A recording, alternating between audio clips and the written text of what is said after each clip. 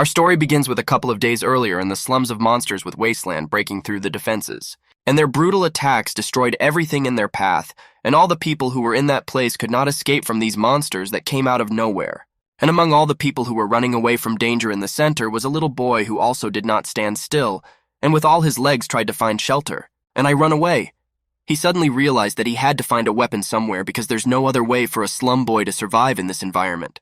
Other people, or rather bandits and murderers, started pulling out their guns and shooting at other fleeing people, shouting at them that they were idiots, would be perfect bait for the monsters. Where the people who fell to the ground were eventually robbed and crushed, and that they were killed and eaten by monsters. But the little slum boy, Akira, ran away with great speed because he wasn't going to say goodbye to his life here. And as he rounded the corner, he saw his gun lying next to the dead man, and he couldn't pass up the chance. After all, he needs this weapon now because without it, he cannot survive in these places. Sprinting and ducking at full speed, he still managed to get that weapon for himself.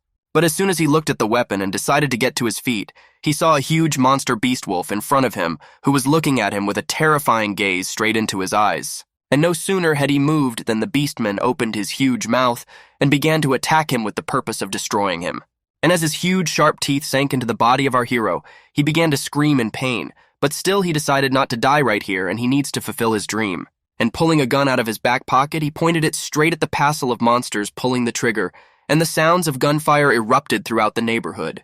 And after that, he decided to raise his head and saw that the creepy monster was still destroyed, and he managed to survive and destroy his opponent. But suddenly another shot rang out that exactly destroyed that huge monster that was standing near our hero, but Akira could not understand what happened, because he had already stopped using his weapon.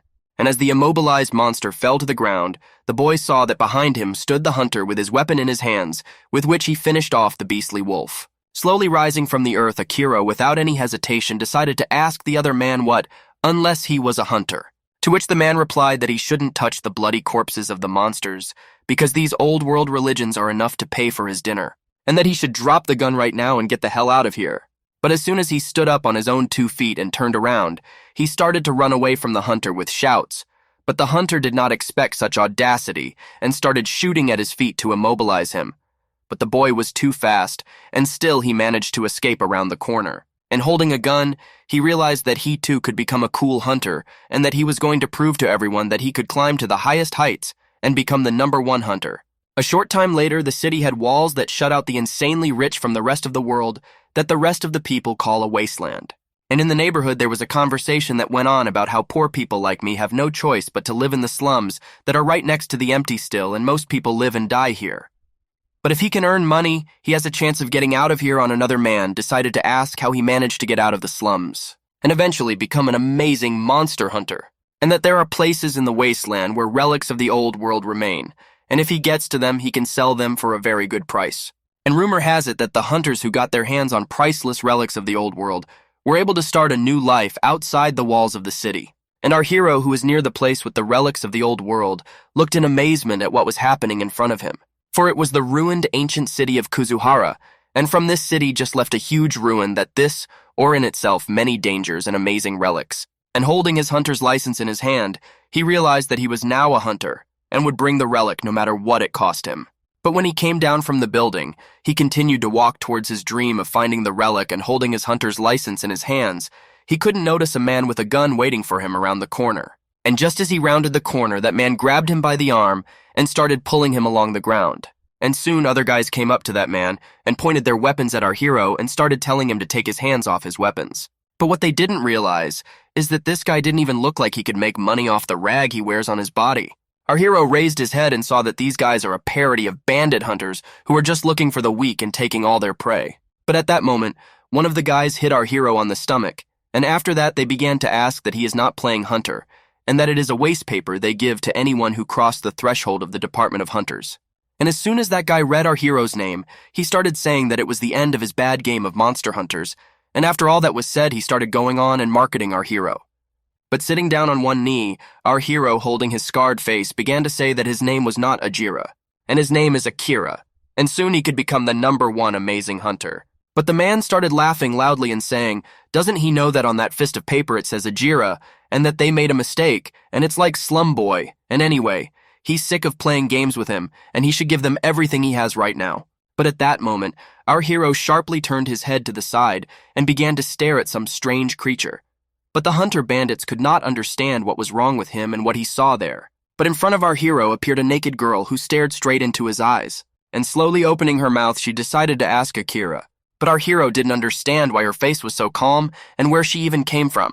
But the girl kept asking our hero if he could see her now. But delivering his gun, Akira slowly began to raise it and point it at that girl who appeared with shouts for her to stand still. The other hunter bandits couldn't figure out what was wrong with this guy and started pulling out their guns and pointing them at him, yelling at him to calm down and drop his gun, and the fact that he's just some weirdo pointing his gun at a place where there's no one there. But at that moment, our hero realized the terrifying fact that the other guys do not see this girl and that something strange is going on here. Akira once again shouted at the girl to stand still, but the other hunters couldn't understand what he was shouting about and what he saw in front of him. Could it be the ghost of the old world? But suddenly the girl started saying that our hero has seconds to jump into that building behind him if he doesn't want to die right there on the spot. But as soon as she got right up close to him, she started counting down, but Hero didn't realize what she was doing. But the counting didn't stop, and the girl kept saying the numbers 6. Once she realized that this guy in front of her was completely useless, she said goodbye to him and started glowing brightly. But at that moment, the guy suddenly shifted and started running to the place she said earlier that he had seconds. If he didn't want to die, he had to get there quickly and take cover behind the nearest wall. But the hunters couldn't figure out why this guy suddenly started running to the nearest building. And just as he reached the entrance doorway, a huge explosion sounded behind him, which threw him straight inside the building with a huge blast wave. The explosion was so huge, the guy thought he was going to die, but by managing to regroup and shine a light behind his head, he avoided serious injury, but continued to still fly along the ground inside the building. But in this world, a girl who was on the street appeared near him with the words that she was glad that he managed to cope with the task she had given him earlier. And as soon as she turned around, she started saying her name was Alpha. She was very pleased to meet him. But now they must go up the stairs together. Our hero couldn't understand what she was saying, but as soon as she started counting down the seconds again, he took off and started running up the stairs because he had huge explosions behind him again. And climbing to the top of the building, he decided to catch his breath on the ground. He started asking Alfie to tell him what was even going on here.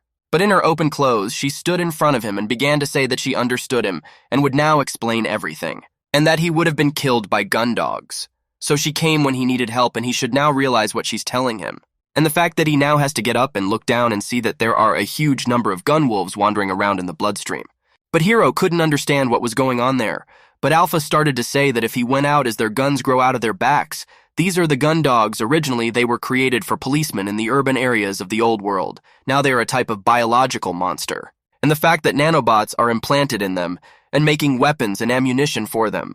But still turned our game decided to ask what he is more interested in, who she is and where she came from in the first place. And is she really the ghost that the fairy tales say she is? But Alpha told him that it wasn't, and that what he was seeing now was a form of augmented reality, and it was created using very high technology in what they called the old world. As soon as she came closer to him, our hero friend got shy and started blushing, asking her what he didn't understand about augmented reality. When she touched him, she began to explain that it seemed to him as if she was really here, because information about her is sent directly to the hearing and vision parts of the brain. The conversation continued, and Alpha began to say that now she will tell why he's here. After all, he is a hunter, to which our hero in response nodded her head in agreement, and that she was counting on it, and since he's a hunter, she has an errand for him. And she wants him to take control of a certain ruin, but our hero didn't realize what a certain old ruin is. It's not really necessary to capture it, and it's not really the ruin where they are now, and he can even get to them. But Alpha said it was unfortunate that he was dead, because those ruins are very dangerous. And as a down payment, she'll act as the perfect support, and so he can get there for sure. If all goes well, she'll give him a relic of the old world that he can sell for a very good price. But when our hero heard it, he couldn't believe his ears. Is it really true what she just said? But in an instant, our hero's face suddenly turned serious, and he started telling the Alpha that he was grateful to her for helping him now. But he had to turn her down. Alpha, with her glassy eyes, suddenly began to stare at him intently. But our hero said he just realized why he wanted to be a hunter after all. Up to that point in the slums, he had been drugged and stripped countless times, and the fact that they told him he could eat good food and he could live outside the walls, and because he believed their lies. He was betrayed and abandoned on the road and lost everything he had. And he would never let himself be fooled again, not even by some hologram that appeared out of nowhere and didn't really explain why she was here. But Alpha kept insisting on her own telling our hero that she should say that by getting this job offer, he's almost spent all his luck. So if he doesn't accept the offer, he'll be finished.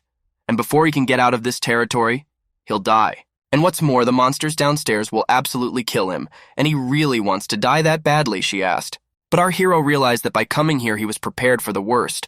If he is destined to die here, he realizes that it means his luck has run out. But turning around, he left and said that this time he would make the right decision, that he realized he hadn't completely given up yet and put his hands down. But Alpha stayed behind his back and told him that she was offering him a deal then. She'll help him for a certain amount of time as a trial period, and once he can trust her, they can make a contract. But he must now answer how he feels about the offer. After all, if she helps him, at least he won't die here. After thinking it over, our hero turned around and told her that he's okay with it now, but he'll think about the full contract offer next. But if he has one thought that she's cheating on him, that's the end of their relationship. And as soon as they got outside, Alpha started saying that rule number 1 was that he had to follow her instructions exactly. And it doesn't matter how much she will help him, but if he doesn't follow her light, everything will be in vain. And after hearing all this, our hero agreed with her words. And now to survive, he had to get past the gun dogs. But our hero didn't understand how he was supposed to do that.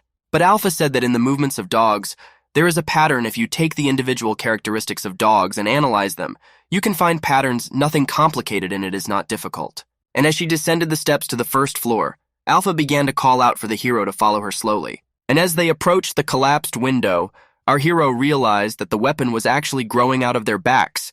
Alpha said that he wouldn't get wet if he got caught in the blast from their shots. And that's why he needs to run past them as fast as he can and not turn around, just keep running, and then he can survive. But as soon as the hero heard it, he couldn't believe it.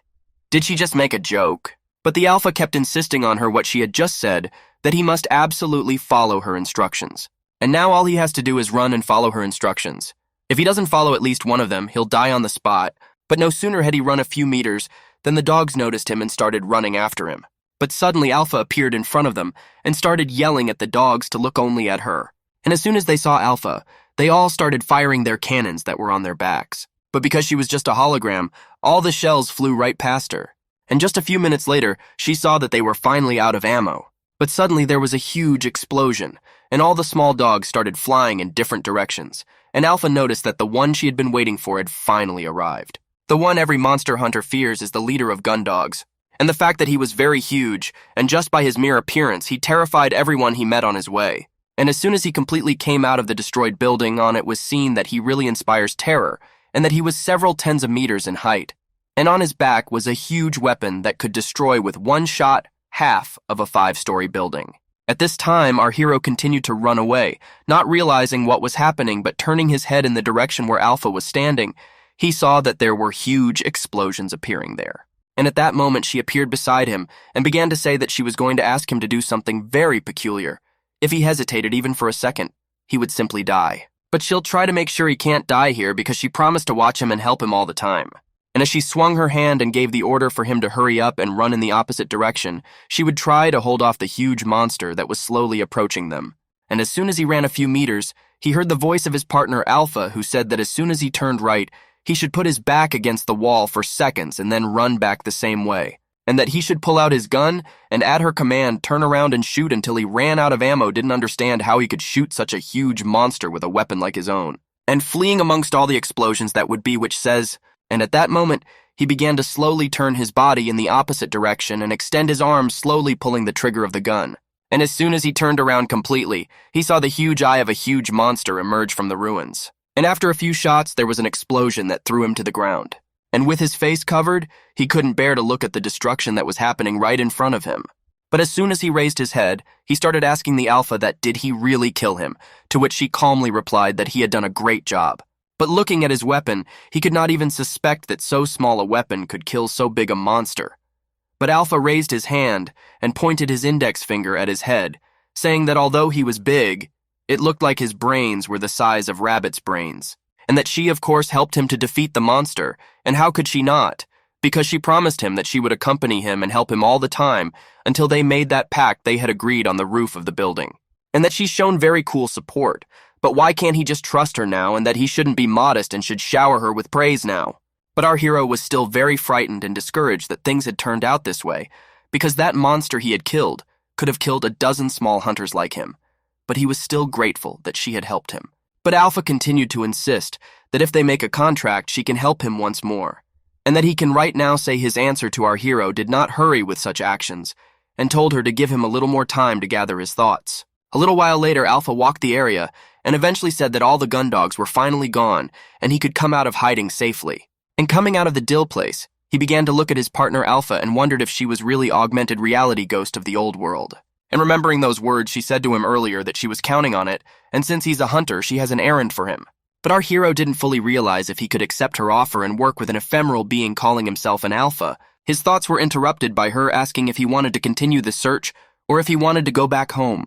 But with a wave of his hand, he was still determined to keep looking for artifacts because he couldn't go home until he found what he had come for. Well, as soon as he moved from his seat, Alpha asked that since he had so firmly decided it was okay with him, if they went instead of slightly more dangerous than this on those words, still only scared him. The Alpha was still in a very cheerful mood and smiling. She told him that as long as she showed him the way, he would be fine, as long as he followed her instructions, of course. And as soon as she had finished speaking, they set off on their way, and coming out on a straight road, she began to show them which way they should go to get to the place where the relics were hidden. And sometime later, she started telling our hero to hurry up and hide in a shelter, and he didn't think long enough to rush behind the nearest wall, and that he should now maximize the thrust and stay in the same place for exactly seconds. But the hero did not understand whether there were enemies somewhere because he did not really see anything.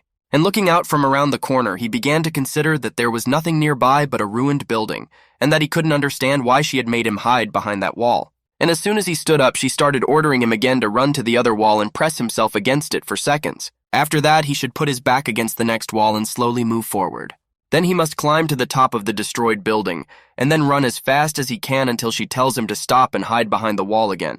And once he had his back against the wall again, and was slowly moving forward, he suddenly noticed that they had just been in this very spot, and not understanding why they were walking in circles. But such maneuvers had exhausted our hero very much, and he had little left, but Alpha still kept telling him to come back now with the very same route. But he stood still and suddenly started thinking about what he was doing and why he was doing it at all, because there was no one here. And that if she was going to tell him to come back from the start, why did she ask him to climb that huge block of rock? But Alpha briefly replied that he was climbing through the expansion to avoid the dangerous path. But right now he should not think and just listen to her instruction and go back to the very place where they had started. But he couldn't hear any sounds from outside, and he couldn't believe that it was really dangerous out there. But still gathering his thoughts, and that he made the decision that he would kick out for a second and see if there was any danger. But as soon as he approached the corner of the building, poked his head out from behind the shelter, he made sure that there was no danger nearby. But suddenly Alpha appeared and started yelling at him to get behind the building because he could die. And at that moment, a huge robot began to appear right in front of his eyes, which with the help of its disguise stood invisible. And in just a few seconds, he completely appeared a huge robot who with his huge eyes saw everything that was in the nearest few kilometers. And at that moment, a huge explosion sounded because of what our hero from the shockwave began to fly away a few dozen meters to the side. But he was lucky that he flew into a crevice that led to the basement, so the robot kept scanning but eventually found nothing but a chest of rocks. But still, our hero was severely wounded in the abdomen from being hit by a piece of laser that flew off a huge robot. And as soon as he started to realize what was happening, Alpha started telling him that if she hadn't hacked into the guidance system of those missiles, he would have been finished, and it was a miracle that she could breathe, and that he had survived it all. There's an incredibly dangerous neighborhood guarded by robots with high-tech optical cloaking. If he didn't like her instructions, why didn't he tell her in person? But still remaining on the ground, he lowered his head and lightly told her he was sorry, but she held out her hand telling him to show his wound. I watched him. She realized that he looked lousy and that he wouldn't last much longer, and now they needed to find a cure. And that he has trust issues with her, and she understands. They barely know each other, but he must know that his death would put her in danger too. And so she's doing everything she can to keep him alive, because that's the #1 priority right now. And moving even closer to him, she asked him to trust her for once. But he still lowered his head, and with a heavy voice, he began to say quietly that he would never become a strong hunter. But his partner Alpha said he's wrong now because all he has to do is sign a contract with her anyway.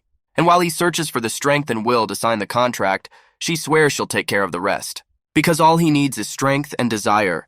He doesn't need anything else to get stronger. And what he remembers and realizes is that he promised himself that he would become a hunter and get out of these slums and never be tormented again. And that if he can't get out of them, what can he do? And that she's right now, because he needs to pull himself together, and get the strength to move on. He needs to survive to get stronger anyway. And that he doesn't know how he'll find the strength to achieve everything he wants. And though bleeding from a severe wound, he still barely got to his feet. And slowly leaning on the wall, he continued on his own, for she had an idea and they should move on deep into the ruins. And as he walked down the long corridor, he caught a glimpse of Fat and noticed that there were huge robots hidden inside. And they were the same robots that had attacked him recently. And once they got deep into the ruins, our hero saw some kind of country jar, but Alpha started to explain that here lies the relic she was looking for. And he needs to take this medication now. First, he has to swallow the capsules. And then he has to open a couple of capsules and pour the powder directly on his wound. And the powder is made up of surgical nanorobots. So if he applies it directly to the wound, the medicine will work faster, and there's no anesthetic. So he has to hold on with all his might. And as soon as he poured the powder on his wound, he started to feel a huge pain in his body. And because of that, his body started to twist in different directions. And immediately after that, he fell asleep and slept for a few hours. He began to slowly come to his senses and open his eyes. But as soon as he opened his eyes fully, he saw a girl sitting in front of him asking him if he had slept well. Not realizing what was going on, he quickly pulled out his gun and pointed it straight at Alpha, who was sitting next to him. And when Alpha noticed this, he started to ask if she scared him. Our hero replied that he was just born in a place where waking up to find a man looking down on him usually means he's been robbed. But Alpha said not to worry about it, and that about his wounds. But as he raised his hand, he saw that his wounds were healed, and now that she had spoken, he realized early on it no longer hurt, and it really had healed, and that it looked like the medicine was doing its job. And continuing to examine my body for fat, I realized that old-world medicine was amazing. But Alpha interrupted him, saying that since they could go now, why don't they check to see if there are any more relics waiting to be taken over? And once they started looking around, Alpha told our hero not to be greedy, and to remember that they had to go back through the danger zone. And that, by the way, they need to find a use for the knife and the medical equipment. But picking it up was sure it didn't look like a battle axe. And once they were done with the relics, the Alpha said that was enough for today and they should head back. And as soon as they arrived in the abandoned city where a lot of people were passing by, our hero turned his head and started asking the Alpha that doesn't anyone see her. I mean, it's just weird when no one pays any attention to a woman in such a flashy outfit at all. But Alpha said that while we're on the subject, he should know that people can't hear her voice either. So now he looks like he's talking to himself. And as they approached the building, they realized they had arrived at the place, because when they looked up, they saw the place. And where the sign on the building said buying relics that belongs to the hunter's service. But our hero thought only about how much he would be paid, maybe about gold coins or even 000. But as soon as they got inside, our hero went to the relic receiving station. And the man examined the relic and put gold coins on the table. And our hero, seeing this, could not understand that he had brought such a religion, and that it was for the sake of gold coins. And he attacked the salesman and started saying, "Is he kidding him? This is barely enough to eat." But the man with an angry face started asking, "Does he have a problem? If so, then he should take his hunting license and look for something else." And at that moment, there was another hunter behind him who started saying, "Why doesn't he just get the hell out of here with his religions?" But after hearing all this, our hero realized that he had no other choice, and he slowly started to take his gun out of his back pocket, and the other hunters noticed it and started to take out their weapons as well. The Alpha, who was near him, started telling him not to do what he was up to, because it's better not to pull out his weapon here. The man, on the other hand, went on to say that he wanted to give him at least some of his knowledge, and first-rank hunters with no reputation or achievements get gold regardless of the value of the relic. It is the law. And he should be thankful that he's being paid in gold for something they have no idea about. As far as he knows, it could be some garbage, and it would take at least a day to evaluate his relic. And after the appraisal, they'll decide how much to pay him next time he comes in, so he should go and find something else to sell them. But still, most did not come back here a second time, and our hero was determined that he would come back even if he had to crawl here from the last of his strength. And looking firmly and angrily into the eyes of the release buyer, he swore to him that he would still come here. Well, once our hero decided to turn around and leave, the man told him to remember that his hunter's license is an ID card. If he loses it, they'll make him a new one, but he'll have to start all over again. And before he could get out of the door, the man gave him one last shout for him to be careful out there. A short while later, he reached the slums of the provisioning center. There was talk in none of the buildings that some of the men couldn't believe that they would eat anything for free. Their food is made of plumbing ingredients from real machines and is even rumored to be mostly made up of monster meat.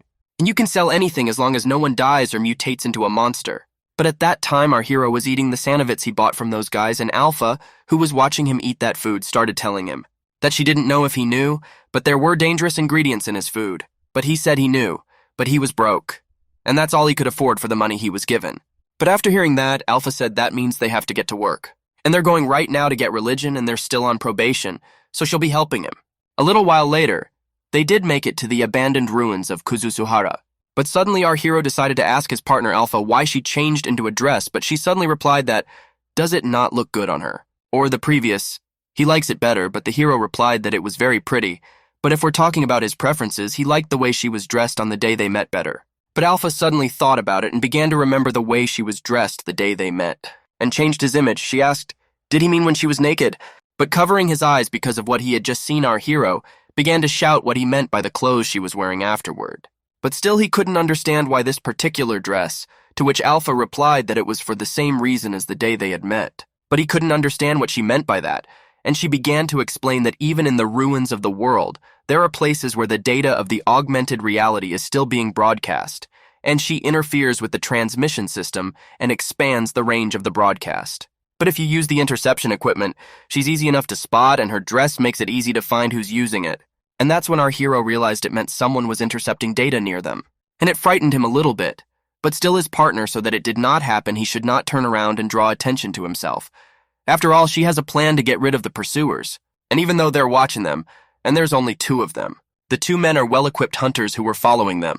And the fact that they've been on the tail for a very long time and are good at keeping their distance without showing themselves. At these words, alarmed, and he began to question that is she sure that they are not on purpose, and why they are after him, to which Alpha replied that either they noticed him when he was selling the relic or got information about him somewhere, and in any case, they want to steal it. He must now consider them enemies or he will simply die. But still he was angry because now he would have to fight the hunters too, but Alpha told him to forget about it, and now he should enter the building in front of them, and only do it as naturally as possible. And as soon as they got inside, our hero started asking her how he could escape. But she replied that there's no need to run away to fight and he'll swap roles with them. But our hero thought that she's not kidding. After all, they are pronounced to the teeth. But smiling fearfully, Alpha said that with her support he could defeat them, and he just had to sign a contract with her. Our hero wasn't so simple and to the point. He didn't agree. He just said he'd think about it if they destroyed the pursuers. Considering her comrade's stubbornness, Alpha still said she agreed and she would show him the advantage of her support. He can really beat them. If he can't even handle them, then his dream of becoming a great hunter is worthless. And now he must simply prepare himself, and that he must be ready to restrain his temper and his eagerness to. And having prepared for the battle at last, he said that he would take care of his morals and aspirations. After all, the Alpha will take care of the rest. Right now, he should just listen to her and act. And he'll be so surprised by her endorsement that he'll sign with her right away. At this time, the 2 pursuers who were watching our hero began to talk about the fact that this punk really walks around with a girl in a dress, and his partner began to reply that his optics are getting the information, and the fact that that girl so brazenly appears in plain sight, but can only be seen by people who have devices that allow them to see the old world, and the fact that only the chosen few can see her, and they're called ghosts, is what one of the stalkers thought. But the other stalker is stiff, replying that I too am just a scarecrow about ruins, and that tempting ghost who lures hunters deep into the ruins with the promise of many relics. On his comrade thought he was a fool, and it's just an augmented reality system. It's not unusual, and it's creepy to think that something from the old world still works. But still he saw through their ruse, but his comrade couldn't understand what he meant. And he started saying that if he had it because he was using it to escort him to the place where he found that religion. And he thinks the ghost story scared everyone so much that no one went to those places, and after hearing it, his partner realized it was definitely true. And turning around, one of the pursuers began to say that they could already move out from behind the herd. But his comrade told him not to be in such a hurry. After all, he had a plan, and that he'll stay here to make sure they don't run away, and if he sees the girl, he'll go to them, although he can go with him if he's afraid of ghosts. But his partner said not to make fun of him because he can handle it alone. But still, his partner realized it could be a trap and he could just watch from the outside.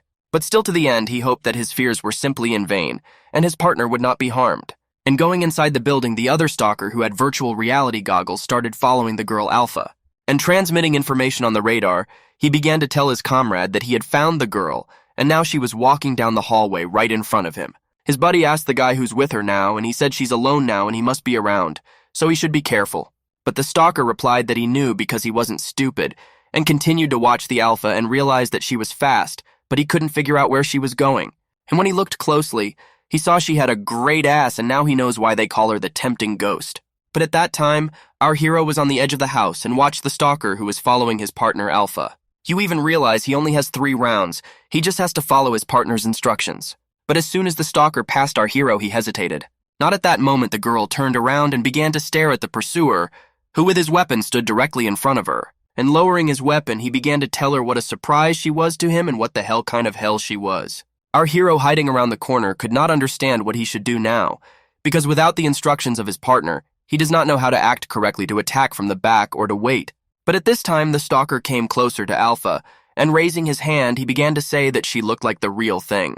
But with a wave of his hand, he realized it was just a hologram and that he couldn't even touch it. But at that time, from the corner appeared our hero, who was holding a gun in his hand. But noticing this, Alpha began to tell him to stay where he was because it was too early to attack. But it was too late. He jumped out from around the corner and took aim to attack his enemy. But he didn't expect the stalker to turn around and shoot back. And after a few shots, the man started screaming that he was bloody in the snot, and how dare he attack him and behind his backs. But in one unexpected moment, he couldn't understand what was happening to his body right now. On contacting his partner, he started telling him that he was distracted by the girl. And the kid attacked him from behind, and his partner called him an idiot. And that he realized that it was trap and began to tell his partner to listen carefully, because it looked like he had instructed her to distract him. Meanwhile, he's using it as a guidance system. On the other hand, the partner starts saying that it's the girl who's near him now, and that's to their advantage. And he has to use it to corner the punk because they'll never get another chance. But looking at the girl, he realized it sounded like fun, and he's in. But at this time, hiding behind the nearest corner, our hero began to take medication, but still he could not understand how he could not hit after several shots. But at that moment, he heard the voice of his alpha partner asking how early he was and why he didn't listen to her. But wrapping up his wound, he replied that he had simply overestimated himself, but the alpha told him that next time he should do as she said. Pressing my wound to make it heal faster, Alpha said the regenerative medicine works fast, so he has plenty of time. And now she's leading the stalker straight to him, and he should be in place and waiting for them. However, the plan just got a little more dangerous, so he needs to get ready. And the fact that he's the doer, and he has to calculate every option and every angle he can jump out of to finish that guy off. And he should leave the rest to his partner Alpha, because this time he'll be able to destroy it. And just as she started to walk towards the nearest door, the guy asked her how much further they had to go, but she never said anything in response to pause. And turning towards the entrance of the room, she extended her index finger and started to show him that he should go that way. But the guy couldn't understand if that brat was in that room. And when he looked around the corner, he saw the blood drops and realized the guy was definitely around. And jumping out from around the corner, he started firing all his rounds in the direction where he thought our hero was standing. At this time, the same guy outside started hearing a lot of gunshots and couldn't figure out where they were coming from or what was even going on there. But once he got his clip in, he couldn't figure out where the guy was and started turning his head in different directions. Turning around, he started yelling loudly at Alf about how that guy wasn't supposed to be where he was shooting at. But lowering his head a little lower, he saw that from the girl's chest began to appear a pistol that slowly pointed straight at his head. And before he could react, a lot of bullets flew straight into him and he started to feel a huge pain in his body. And after a few shots, he still fell to the ground and stopped moving, and all he could do was tell his partner he was shot. But still he couldn't understand if the girl was the shooter, because she was just an image. But when he looked closely, he saw a guy start to get out from behind her. And the fact that he was just hiding behind her because she was just an image, he didn't have time to react and didn't see him. And while he was looking at the door she was pointing at, this guy got under her dress and hid there. And he couldn't believe that he'd been tricked by some boy, but he didn't scream for long because our hero simply drew his weapon and finished him off. And as soon as it was over, our hero began to lower his weapon because one stalker was finished. But still there was another who was outside, and in a panic, he could not understand what was going on inside because the connection with his partner was broken, and now he would have to go upstairs and check what happened there. But after looking at his enemy, our hero couldn't quite believe that he had actually shot that guy. But his partner said that they should quickly strip him of his gear and replenish his ammunition. And after he's done, he should take his body and throw it out the window. But at the Fat couldn't understand why he had to do it, but there wasn't enough time and Alpha told him to hurry up. And outside, the other stalker couldn't figure out if there was a firefight inside, and that there was no news from his partner now. And just as he stepped over the powder building, he heard something fall from several stories behind him. And turning around, he saw that it was his partner he was just about to go to. And doesn't realize the fact that it's a punk trying to provoke him. And yet the stalker was very angry because he didn't understand how the brat had managed to destroy his partner. At the top of the building, Alpha started telling our hero not to sell the knife he found in the ruins and to keep it for himself. But he didn't fully understand what knife she was talking about. Could it be the relic he'd recently found with her help? And she said that's right, and he should kill the second hunter with that knife. And that he could shoot the protruding part of the handle, but Hero didn't realize wouldn't it break after that. And maybe it's a relic too, if you sell it you can get a lot of money, but Alpha said there's a chance he'll try to kill it a third time. Meanwhile, the second pursuer was getting higher and higher, but he realized that if the girl was with the brat, they must know where he was. But taking out his gadget, The hunter began to watch the beacon that moved on his watch face, and smiling strangely he realized that that idiot had taken not only his weapon, but also his communicator, and that it was a stupid oversight and that was his plus. Now he would find it safely, and will be able to outsmart them that way, and now all you have to do is just walk down a long corridor and get to the place. But as soon as he came around the corner, he saw the communicator lying on the ground, and that he realized that the guy had spotted the chase and threw it away. Or maybe it's just a trap, but he's not stupid enough to fall for it, and that an ambush in such a place would be to their advantage. But suddenly he noticed that some strange laser was rushing right at his feet, and as if something quick and sharp had cut his stomach, but he couldn't realize what had happened until the end because everything happened very fast. But as soon as the wall collapsed, he saw in front of him a guy who was standing with a knife in his hands, which because of the vibration, some strange... Alpha started to tell our hero that he did well and he managed to finish off his pursuer. But our hero, who was holding a knife in his hand, realized that he had fallen to pieces. And jumping over the pillar, he began to ask his partner what kind of knife it was, to which she replied that it was from the old world. If you destroy the protective layer, it will release incredible power. And approached the second stalker, he started taking his weapons and saying that old world relics are awesome. But he turned his head and saw Alpha pointing her finger straight at him and saying, "What exactly?" Because next time he could be cut in half and he should be careful. But he didn't know what to do. But Alpha replied that it's all because of her support and he should say something. He said he's only alive because of her and he's very glad he met her. And once the conversation was over, the Alpha finally said they should grab a couple more relics and head back to town. A little later it was told that in the neighborhood they found the corpse of a huge gun dog, and whether 5 or M in length, in any case, just a huge dog. And some hunters thought it was just some kind of trick, because they live in the depths of the ruins, and it's true what they say that the group was destroyed because of this thing. But some hunters thought it was nonsense, because did someone deliberately set that huge dog on those guys? Or he's just trying to cover up a conflict between hunters and they know it's unrealistic to sick such a machine on someone, and ours will kill whoever tries to do it. Although some thought their ghosts would do that. Speaking of ghosts, one of the hunters started saying there were rumors of a ghost temptation or something. But at this time in Kugomayama, in the lower level of the hunter's office buying relics, our hero came to the very place he had been recently, and the man behind the counter started saying that if he had a hunter's license, he should show it. But as soon as he turned around, he saw the same boy who had come to see him the other day, and he realized he didn't recognize him right away, although if you look closely he looks a little different now. And taking the relic in his hand, he began to tell our hero that it is very thin, and last time he was just lucky. But She-Fat replied that it may be thin, but the relic of the old world, and he should get grapes for it much more than for the last time. But suddenly our hero couldn't understand what he'd heard about being lucky last time. But the man said what they appraised the past relic and plus money for this one. He'll get his gold coins, and that it's not often that a punk like that gets that kind of money and that he should spend it wisely. So the way they're done now, he can get the hell out of here. And he went outside to look at all the corners because he'd never kept such a huge amount of money on him before. But Alpha, and why is he so worried about that money? Why would she say that? Gold is a lot of money, but Alpha didn't think so, telling him it wasn't money at all. And the fact that with her support he can earn unconditional sums he never dreamed of, and that he has to realize at the end of the day what she's telling him. But as soon as he agreed with her, the Alpha went on to say that generally it had been a hard day and they should find the nocturnals, and that at the end of the day, she should teach him how to manage his money properly. And as soon as they rented a normal hotel with normal comfort, our hero sat down on the bed and turning his head, he began to tell her that he is so unusual to be here.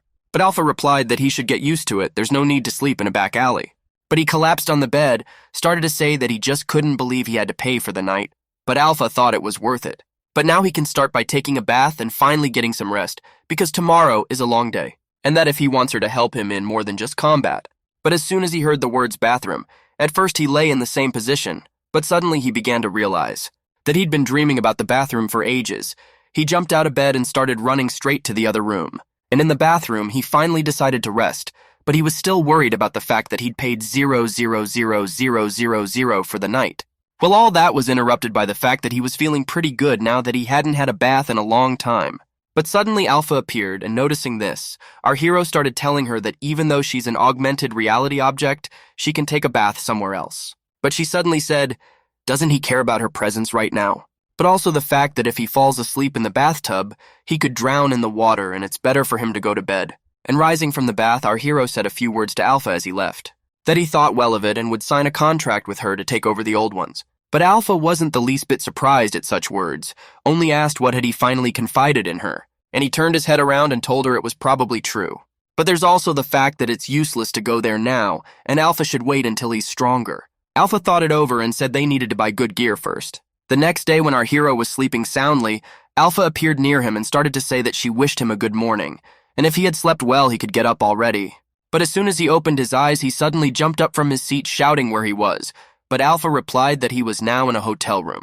And now they'll have a good breakfast and then they'll go get their gear. A little later on the lower level in a hunting store that was called a Cartridge Freak, the girl who was at the cash register started greeting our hero and asking, is it really his first time here? And her name is Shizuka, and what are they looking for specifically since they came to her store? But picking up his weapon, our hero started saying that he wanted to get a set of ammunition for his weapon, and also he would like to sell some of the weapons in his arsenal. But looking at our hero, the girl realized that this boy is from the slums and that he's a hunter. And as she picked up the machine, she started saying that she understood that they wanted to sell it, but if they put it in for maintenance, it would last a long time. But Alpha leaned over to our hero and said that he would use it to the fullest, so better get a new one, and immediately our hero told the girl that he would like to get a new machine. And the girl started pulling out a new gun, saying that with the cost of the old one. That's 000 gold, and here's his machine he asked for. And the fact that it is inexpensive, easy to handle and rarely fails, and that it is the best in its category and quite popular among hunters. And the girl started to ask him if he'd like to try on these she's about to show him. And even though this outfit is a little big, if it's fitted, it'll be just right. And the fact that it was a gift to him from her store and that it's a little damp, so it's not for sale. But if he feels uncomfortable, he can come over more often. But our hero was very much excited and surprised that she gave him such things for free. And as soon as he left the store, the girl behind the cash register looked at him and realized that he was so small and already a hunter, and that he would soon survive and become a regular customer at her store. But at that time in the hotel, Alpha started saying that now they will have training sessions, and she will continue to help him since they have formally signed a contract. And inspecting his weapon, our hero remembered the words she said that he had trusted her, because he still doesn't understand how Alpha can exist. And that when he was wounded, she said she used up all her strength to keep him from dying and she wasn't lying, and wants him to take over the old ruins by any means necessary. And that if Alpha meets a better hunter, she won't need him, so he'll have to get a lot stronger. But at that moment, Alpha stood up and began to speak to our hero, that she was about to explain to him something very important about the contract, and he should listen carefully. And at that moment her eyes lit up, and she began to say that he was sure he wanted to perform in a wide range of operations without prior consent to ensure the implementation of extended support. And this also includes the use of level 5 personal information. Consent to receive additional information is not required, just because he's sure he wants to perform a wide range of operations without prior authorization. In a room with large windows, a girl looks up at a glowing figure. To impoverish the reality of extended support, she thinks. Alpha looks at the mysterious figure with interest. Ah, she utters quietly. The second, frightened, breathing heavily as if after an ordeal. Phew. Her relief is palpable. The mysterious figure is calming. Thank you, Alpha, I'm not hostile. A voice in space responds, Akira, come here. No answer. Alpha, though puzzled, decides to accept the offer. I wasn't quite sure what she meant, but I've decided to make a contract with her. The creature explains the terms with a smile. So Akira, you'll have access to various support functions once you're contracted. Alpha nods incredulously. Telepathy like telepathy, for example. Her gaze is full of doubt. Try mentally talking to me, the figure calmly offers, watching his reaction. Akira, having experienced his new ability, opens his eyes wide. Alpha? He's surprised and excited. Akira marvels at the new skill. The most convenient thing is that your thoughts are instantly transmitted to me. He realizes the potential. If we practice, we can transmit even over long distances. The speed and accuracy of information transfer is very important during battle. Cool. They stand on the devastated ground. Another function is firing support, the creature informs them. Alpha points at the target. 100 meters away lies a small pebble. Where? She's testing his abilities. Akira is puzzled. Alpha, what's wrong with my eyesight? How is that possible? What did you do? Alpha confidently explains, with my support, it has been improved. She points to the ground. Look carefully at the area circled by the green border. Wait until the pebble is circled in red, then shoot, she instructs, instructing Akira. Alpha prompts, the blue line is a ballistic projection. The closer it is to the target, the greater the likelihood of an accurate hit. Akira concentrated and fired. The flash from the gunshot cut the air. Missed. Akira states disappointedly the bullet has changed trajectory. You want to beat real monsters? Aim better then. Alpha keeps him from getting discouraged. Got it, he replies, preparing for a new challenge. Akira tries to change the subject. That saleswoman who was charging with you, is she your type? Alpha doesn't give in to provocation. Now you can't fool me. She goes back to teaching, okay, now do you understand everything about telepathy and scaling? Akira is still mulling over what he's heard when Alpha announces, let's clarify something. The main condition of the contract is to capture some of the difficult parts of the ruin. Alpha persistently reminds, don't forget that, okay? But both the relics and my perfect support are just a down payment. Akira nods thoughtfully. Do you have any more questions? He admits, honestly, there's a sea of them, but you'll explain when the time comes. Alpha is ready to move on to the next stage. Let's talk about future plans and in particular training. Well then, Alpha voices the plan. The first week will mostly be looking for archaeological sites. She adds, the rest of our time will be spent practicing and studying. In your case, we'll start with reading and writing. Alpha continued prioritizing. Follow me, Akira. Until you fulfill the condition of your contract, I will support you, she concludes. Akira, studying the document, is surprised. By the way, there's a mistake here on my hunting license. He shows his ID. Why a jerpa? Alpha smiles. But at least I can read, so I've learned something. Akira looks at her appreciatively. Looks like you've gotten more accurate. Feeling good is a very important thing, notes Alpha. Alpha says firmly, okay, let's move on. Suddenly, a giant entity appears in front of them. A gun dog. The dog lunges to attack, its menacing growl filling the air. Akira prepares to fight, pointing his weapon at the monster. Alpha looks at Akira with confidence, urging him to calm down. Calm down, it's just augmented reality, just like me. Don't be frightened. She continues his training, pointing out the importance of adapting. You need to get used to the unexpected, while they both bounce back from the monster's attack. Akira, wide-eyed, realizes the risks. Or else you'll end up like this, Alpha says, implying lethal. She guides his actions in battle. Aim for the weak spot is strategic advice in the moment of combat. Alpha puts a hard emphasis on the survival lesson. You will die on a counterattack if you don't deprive your opponent of at least half of his combat abilities. She emphasizes the seriousness of the setting. Unless this happen in real combat, you miss, you're done. Akira is sympathetic to his training, recognizing the need to improve his skills. Train harder. With the danger over, Alpha turns his attention to a new threat. Someone is headed this way. Akira practice is over. Akira, peering into the approaching transport, is nervous. Hunters? Have they really come for me? 2 girl hunters. Alpha analyzes the situation. I think they just came to the ruins of Kuzusukara, but let's hide somewhere just in case. She warns of the potential threat. If they're hostile, there's nowhere for us to run here. Shifting to a calmer setting, they discuss plans. It's okay, Elena, I'm just worried. Sarah, how are you? Elena reflects on her observations. Her receptacle with the tightening of the nanomachines has gotten so small, she's definitely fine. She worries about her companion's condition. So, just in case, I chose simpler ruins to examine, she continues, pondering her steps. The remaining drag of the nanomachines should be enough, barring anything unforeseen. In the car, they discuss plans. Well, no, this way we won't be able to explore the ruins at all, and then things will definitely be bad. If we don't find anything this time either, I'll sell the gear and buy you nanomachines. They leave, continuing their mission. Yep, Sarah, Elena, let's just hope these rumors are true. Akira exclaims in surprise. More hunters? Why are there so many people here? Alpha rushes him. Akira, we need to move on. They observe other people. Rumor has it that a certain slum boy is bringing expensive relics to sell. So they apparently decided to check it out. Akira is shocked at the realization. A certain slum boy, it's me. Alpha continues. Although these neighborhoods have been exhausted, many people have decided to check them out again, just in case there are undiscovered places here that the little ones might be lured to. And those rumors are the reason they came here?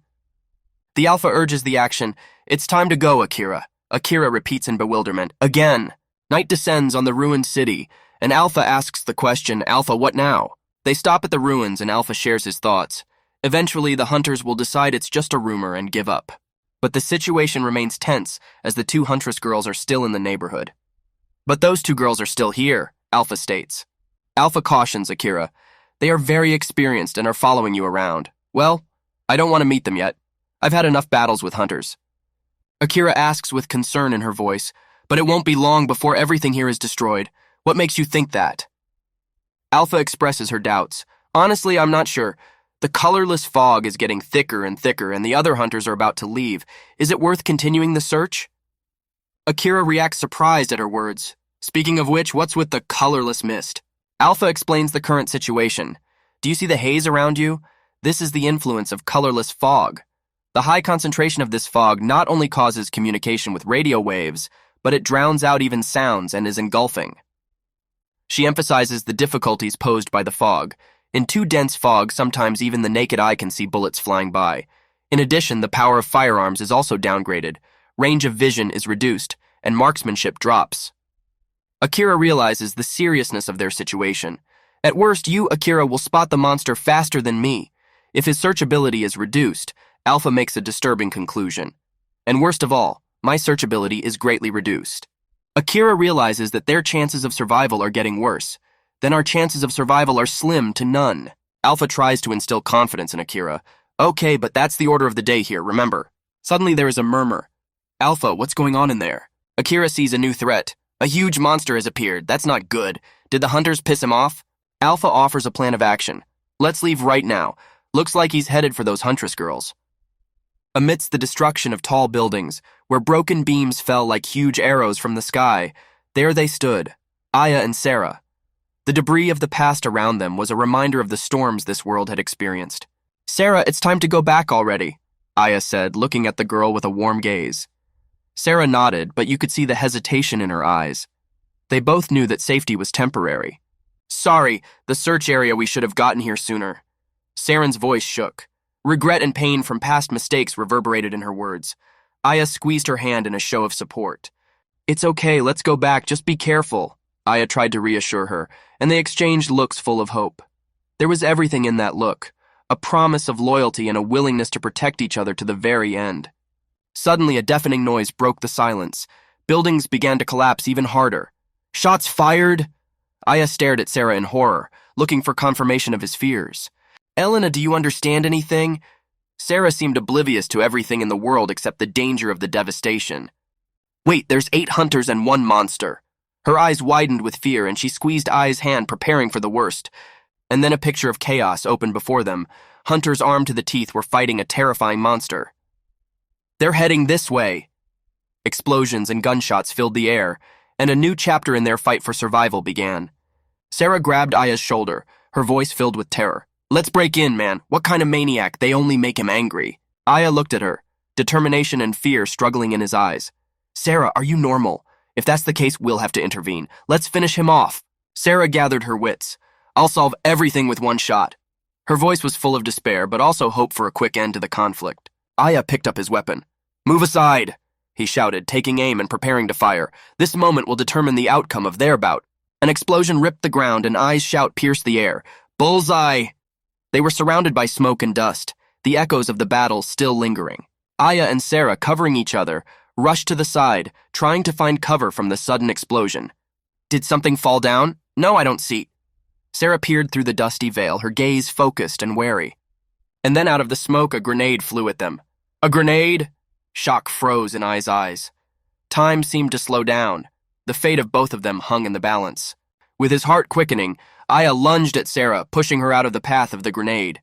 Helena! His scream merged with the sound of the explosion that shook the ground. They fell to the ground, a cloud of dust rising around them. Sarah lay unconscious, her face pale, the shadow of a smile frozen on her lips. She knew he had saved her. In the distance, the silhouettes of hunters loomed against the destruction like guards in this chaotic world. Aya, clutching the grenade in his hand, realized that his decision had changed the course of events. He has protected them both, but the war is not over. Sarah, Aya whispered softly, squeezing her hand as she fought for every breath. You came? His voice shook, seeing her struggle, knowing he'd done everything he could to protect her. They say the eastern districts can treat diseases by injecting nanomachines. Talk of new technology crept through the fog of pain. Looks like you're already feeling better thanks to Eastern technology. Sarah's voice was full of hope as she watched him recover. Looks like the doctors added something else. What kind of reinforcements are these? Surprise caught Ayu off guard as he began to realize the changes in his body. If you use external devices, you'll have to go through other body modifications. Aya looked at his hands where new implants gaped in them. Sarah touched his face, trying to comfort him. Go. This is where they put the nanomachines. Stop. His tone was soft despite all the changes, remaining human at heart. And then, amidst the ruins, they heard the sound of approaching footsteps. Sarah turned around and saw the figures of the military. her amazement reflected in the single sign as a new threat confronted them. Sarah? Aya suddenly realized that Sarah had disappeared from his sight, a collapsed wall separating them. Helena! Sarah! He shouted, trying to find her among the dust and debris, his heart frozen with fear. He saw her falling amidst the destruction, and in that moment his instincts compelled him to act. 2 pistols appeared in his hands, the epitome of new strength and determination. The willingness to protect loved ones was above anything else. Aya was firing with desperation in his eyes, trying to fight off his attackers, each shot a fight for life. He shrieked, feeling the storm of pain from the explosion of the hand grenade tearing through his body. Drop your weapons and come out, or else we'll shoot her. A gruff voice boomed out as the military took Sarah hostage. Sarah, forget about me, just aim them, don't give up. Aya shouted to her despite the pain and fear, urging her to fight to the end. Aya, clutching his gun in his hands, faced a choice. Come on out! The military's voices were full of menace, their weapons ready to fire. His mind was churning. If I really forget about Elena and suddenly fight, I can win, but they might actually kill her. The dilemma of risking everything, or trying to save them both. Hey, are you two here too because of those rumors about the slum boy and relics? One of the soldiers was clearly interested not only in their fate, but in what they were looking for. If you want to stay alive, drop the gun and come out. We can't come back empty-handed, so I think your gear will suit us just fine. The ultimatum was clear, but for I, it wasn't just a choice between life and death, but between honor and betrayal. I have to save Elena, but how? Sarah was paralyzed with fear and uncertainty, her thoughts darting around looking for a way out. That's it, that's enough, I'll shoot her. The menacing voice of the soldier holding a gun to her head filled the air with tension. Wait, shouted Aya, daring to make a bold move. He couldn't let Elena get hurt because of him. In a last desperate effort, he dropped his weapon and raised his hands in surrender, trying to buy time and find an opportunity for escape. With every step the enemies took, Aya knew, the less distance between us, the better my chances of defeating them even with my bare hands. Armor, stop! Take off the armor, too. The enemy commander seemed nervous, not expecting Aya to be dangerous without a weapon. In my opinion, these are the perfect clothes in which you can safely endure a grenade explosion and remain without a scratch. I don't want to be beaten to death with this armor. So take it off, just slowly. The soldier was confident in his words, but not in the situation. Aya realized their delusion. He decided my hazmat suit was armor, okay. Realization flashed in his eyes and he began to forge a plan. Aya slowly removed the top of his suit, distracting his enemy's attention for a moment. If he doesn't realize, it's not the clothes, it's the modified body. He was counting on the element of surprise. At this time, Sarah, still in the hands of her enemies, heard their rude taunts. And she looks like a guy, ha ha ha ha. Where did you put your boobs? Sarah suddenly flared up in anger, unable to tolerate their insults. Hey you have no idea what she's been through. One of her captors ordered her to shut up, but you could see the unwavering determination in her eyes, and in that moment Aya knew that it was that fire in her that could be their salvation. The enemy, holding Sarah, said confidently, well, come here. Aya cried out in despair as the feeling of the power of the nanomachines filled him. Energy was rolling through his body, preparing him for the fight. The soldiers were stunned by the sudden burst of power from Aya, their faces contorted with shock. She's a nanomachine carrier, one of them said with a sneer, not realizing the situation was getting out of hand. Even without clothes, she has the same physical abilities as a person in armor. If you don't want trouble from her, stay out of it. Aya knew that now that his opponents had realized that he and Sarah were far more dangerous than they first appeared, the moment of truth would come. Sarah, freeing herself, threw a punch full of determination and nano-machine-trained strength. Nanomachines focus on wound care. Her voice was weak, but her actions were swift and precise, reflecting her unwavering will. I'm sorry, I promised. Aya, weakening, fell to his knees. His strength was waning, but he knew that Sarah would be able to keep fighting. Around them, the military men froze, puzzled by what was happening. Colorless mist is already thickening. One of them warned as their time was running out and they must finish their business. A sudden explosion of power and determination descended upon the enemies as Sarah used her nanomachines to direct a strike against them. Sarah's power surprised her enemies, leaving them in a state of shock. A gunshot! One of the soldiers couldn't believe what had happened. Sarah and Aya stood together, ready for more fighting, their looks saying that they would not give up without a fight. You! Is there anyone else of yours here? The enemy was clearly shaken and unsure of how to proceed, realizing that he was facing opponents far more dangerous than anticipated. In a momentary flash of movement and defiance, Sarah lunged at her enemy, her facial features full of determination. Her actions were precise, achieved through amplification by nanomachines.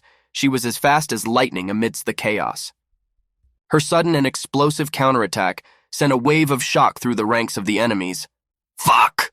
one of them shouted out, dumbfounded by the unexpected fury of her attack. With her comrade by her side, Sarah stood unwavering. "Who outshot them? What's going on?" She demanded answers, her voice cutting through the battle noise, ready to keep fighting.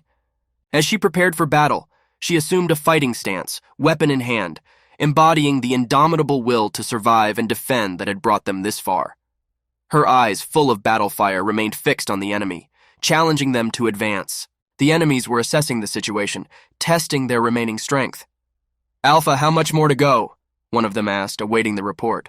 3 killed, 5 more men left, the other reported, keeping his weapon at the ready and keeping his guard up. "It's dead, 5 alive," came a distinct voice, indicating that the battle was far from over.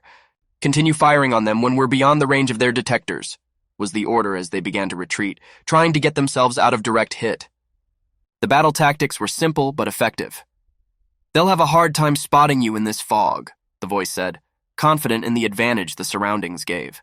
"Vodavaz, if you shoot from where I say, they sure won't be able to detect you," the strategist added, thinking over each step. "Shit, where's that guy shooting from?" shouted the enemies, puzzled by the stealthy threat. They were losing their bearings, unable to determine the source of the unexpected attack. "So you can eliminate them while remaining undetected. Bye-bye." The last exclamation was an order to action, a call for a decisive and furtive retaliation. The screams of the enemies tore the air. "Yeah!" The unit was caught off guard, vulnerable and discouraged. A focused fighter, stealthy and vigilant, gave commands. "Keep following my instructions, and remember, if you are spotted, you are finished. I believe you can do it." Under the cover of gunfire, they moved with caution and determination, knowing that their every action could mean the difference between life and death. With a strained gaze full of determination, the fighter turned for confirmation. "Alpha, where do you want me to shoot next?" His willingness and ability to act decisively was clear. There's tension in the air. The boy's eyes, full of anxiety and determination, seemed to be searching for answers to unspoken questions. "Alpha, where do you want me to shoot next?" His thoughts are louder than his words. Standing nearby, Alpha, a creature with noble features and a look full of bewilderment, responds with a vague gesture. Their views are intertwined, a mutual misunderstanding reads in them. A boy whose kindness is as evident as his youth faces the question of his own courage. "Why are you looking like that? Are you mad that I helped those girls?" Alpha replies with a note of disappointment in his voice. "Helping others is a good thing. Not really." The unspoken words between them create a bridge that only the heart can cross. "However, what?" Alpha's eyes reflect the excitement she tries to hide. The words hang in the air, ready to fall heavy on the boy's fragile shoulders. "It would be problematic if you died without fulfilling your part of the contract, but you're too weak." Alpha looks straight into his eyes, her words like an icy shower to his courage. "Didn't tell you. Just what about it? It would be problematic if you died. Did I?" Her words are cut short as she tries to maintain equanimity. "Ah?" The boy apparently realizes the gravity of the situation. His face reflects a mix of confusion and epiphany as he begins to realize the full weight of his actions. With his head down, the boy resigns himself to the inevitable. "Alpha paid me in advance after all." His words are as heavy as the decision he's making. "All right, let's get this over with before the fog clears." The Alpha's determination leaves no room for doubt. They must act while they have the chance. Was that the last one?" A boy with a rifle in his hands ready for the next step. His eyes now read not fear, but concentration. "I'm sorry you had to help me. Let's go home."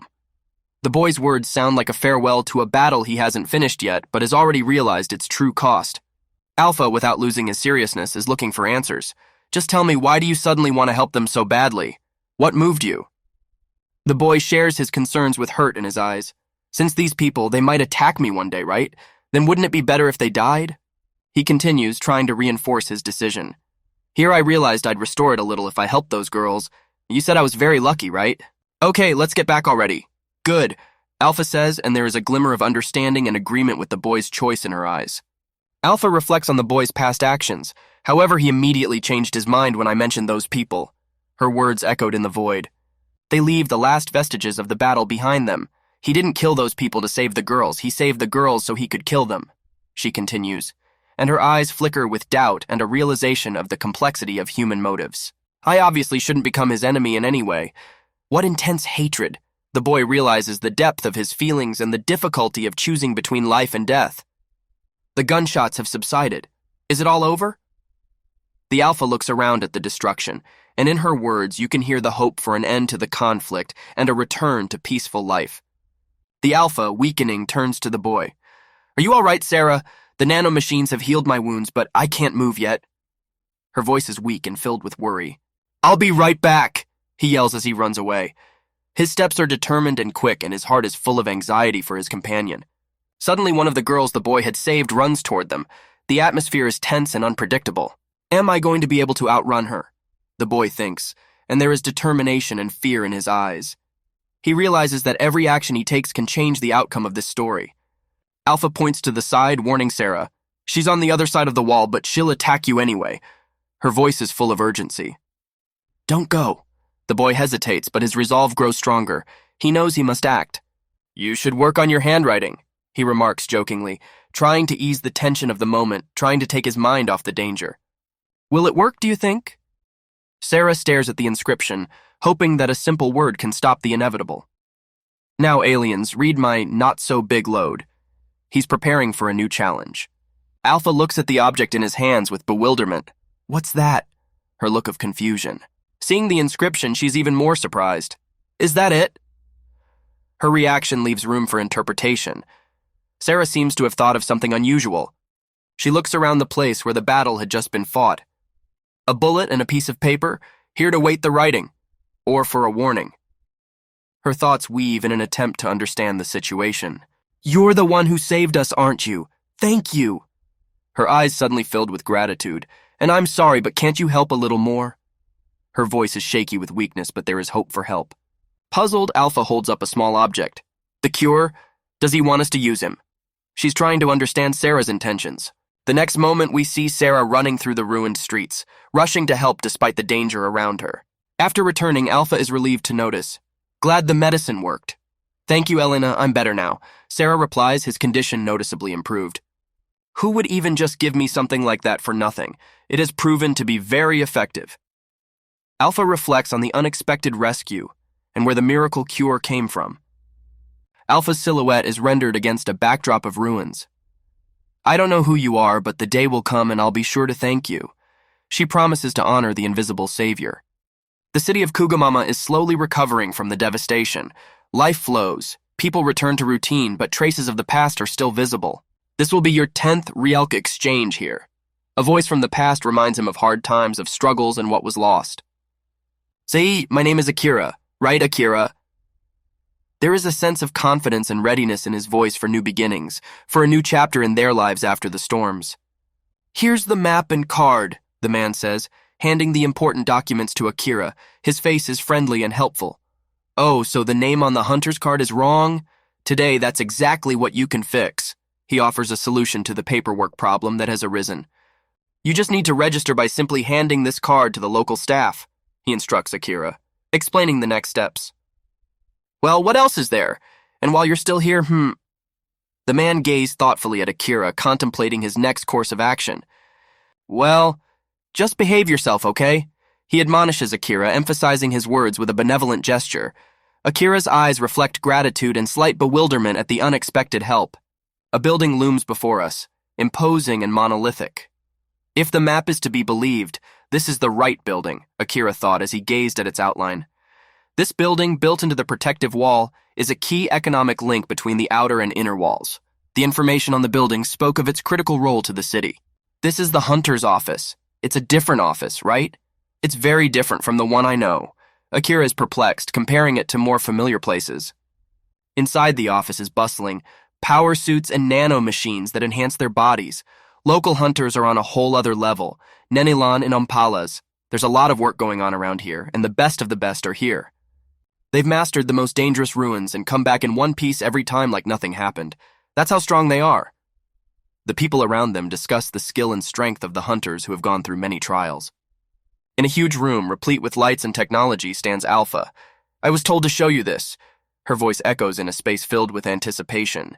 She turns to Akira with a question and a smile. Well, so you're Akira-san? Yeah, he replies, a little confused by the attention he's getting. I mean, no, my name is Akira. They made a mistake in my name when I registered. He quickly corrects the situation, admitting to a little confusion. To begin with, congratulations on obtaining the 10th rank of Hunter. Well, Akira-san? Her words are full of magnanimity and approval as she hands him the recognition he deserves. Wait, wasn't I real? Akira puzzled, turning to Alpha. His question reflects a mixture of surprise and self-irony. Now you're a real hunter, not a self-proclaimed one. Unfortunately, yes, Alpha jokes, recognizing his accomplishments. And yet, what did I do that got me promoted? Akira's bewilderment grows, a look of genuine bewilderment in his eyes. These are all the relics you traded. High-rank hunters can buy gear that is not available to ranks below. You'll even be able to take assignments with a higher level of access. It has its perks, Alpha explains, demonstrating the importance of his new status. Before we correct your name, please state it again, she asks, confirming his identity with a smile. Akira. He says his name quietly but confidently as he stands before the Alpha, in the heart of this modern building filled with radiance and possibility. The changes will take effect temporarily until the primary registration date. This information will be added today as additional information, Alpha explains, clarifying the details of the procedure. Your registered name will be used as an identifier of your identity, she continues, emphasizing the importance of accuracy in documents. Also, your family, country, city, and class information will be tied to it. Given all that, Alpha pauses, waiting for Akira's confirmation. Do you really want to change your name to Akira? She asks the crucial question while Akira, with his back turned to her, ponders his answer. With the backdrop of streets filled with traces of past battles, Akira remembers his loneliness. I've always been lonely. I don't have a family or even memories of one. The only thing I have is my name, Akira, and no one even calls me him. He turns to Alpha, his eyes full of determination. My name is Akira. Register this name. That's the end of the registration. I will pray for your success, Akira-san. Alpha finishes the process, filling his words with confidence in Akira's future. So how does it feel to be a rank 10 hunter, Akira? She addresses him with mild interest as they leave the building. So far, I feel like I'm too much. It only happened because of your support, Akira replies, recognizing that his success would not have been possible without her help. Alpha, with a light laugh, teases Akira by holding up his hunter card. That's right, only because of me. However, this hunter's card is a big step for me who had nothing until today. That's wonderful, Akira. She acknowledges his successes while at the same time reminding him of his humble beginnings. Now that you bought a hunting terminal, you need to figure out how to use it, okay? Alpha reminds Akira of the next important step in his new life. Akira, with visible confusion, looks at the terminal. And why are you in the monitor? He's surprised at her sudden appearance in an unexpected place. This will probably calm things down, so get out of there, he says, barely hiding his excitement in the face of new technology and possibilities. Alpha explains to Akira the capabilities of his new device. Sometimes corporations or hunters will send their assignments to him that way. With it, a hunter can collect, change, share, and even buy information about ruins and monsters, she says, giving him a new perspective on the hunting world. You're probably wondering why hunters need this thing, Alpha continues, seeing his interested look. Wait, stop inundating me with information. You can even use it to download a map of the ruins from the internet, Akira exclaimed, overwhelmed by the information he had to digest. No, therefore tomorrow we go to the ruins. Plus, I spent so much money to buy this terminal. Will everything be all right? He asks, concerned about his financial outlay. And since your shooting has improved, I'll be adding more training to your menu tomorrow, Alpha concludes, pushing Akira to take on new challenges and further improve himself. To become more accurate, you will learn to move without my support in detecting the enemy. Alpha sets a new goal for Akira, designed to increase his independence and skill. Akira, with amazement on his face, exclaims, Just imagine I won't be around tomorrow. It won't. That's why you need to practice. Are you sure it's going to be all right? Alpha convinces him to train on his own to become stronger. The scene takes us to the outskirts of the ruins of Kuzusuhara, where the anticipation of the next day and the trials ahead hangs in the air. Akira examines the ruins through binoculars. Seems clear, no monsters. Check the situation with binoculars, he reminds himself to be vigilant. As he ponders his actions, his face reflects doubt. By the way, I've been down this road so many times, haven't I? But I don't feel as confident without Alpha's help. Akira reflects on his new independence. He decides to take advantage of the technology at his fingertips. Check the card at my terminal, and then choose the safest route, he plans, figuring out the best route. Akira is ready for action, his gaze focused and his posture ready to move quickly. He knows he has many challenges ahead of him and he must rely on himself to overcome them. Akira feels the tension as he scans the wreckage of the destroyed buildings. Damn, I've been stuck here for an hour and I've barely made any progress. His frustration is palpable in his intermittent thoughts. He checks every corner, knowing that danger could be waiting for him at every turn. If suddenly someone brushes up against me in a place I haven't checked, my life will be immediately cut short. His voice filled with an awareness of the risks he carries as a hunter. Confirming his fears, he admits, yes, these ruins are very dangerous after all. His every move must be careful and deliberate. Back in Slum City, life goes on as usual, and a voice from the crowd reminds him, "You did well, Akira." These words of encouragement give him the strength to continue his journey in this dangerous but opportunity-filled world of hunters. In the ruins of an abandoned city, where the history of every stone is steeped in the secrets of the past, two adventurers take their next step. A young man, confusion and determination mixed in his eyes, tightly holds the amulet, the final key to their quest. An explorer doesn't get much easier with the right ammunition, he thinks, while his companion, who has a mystical charm, is already ready for new discoveries.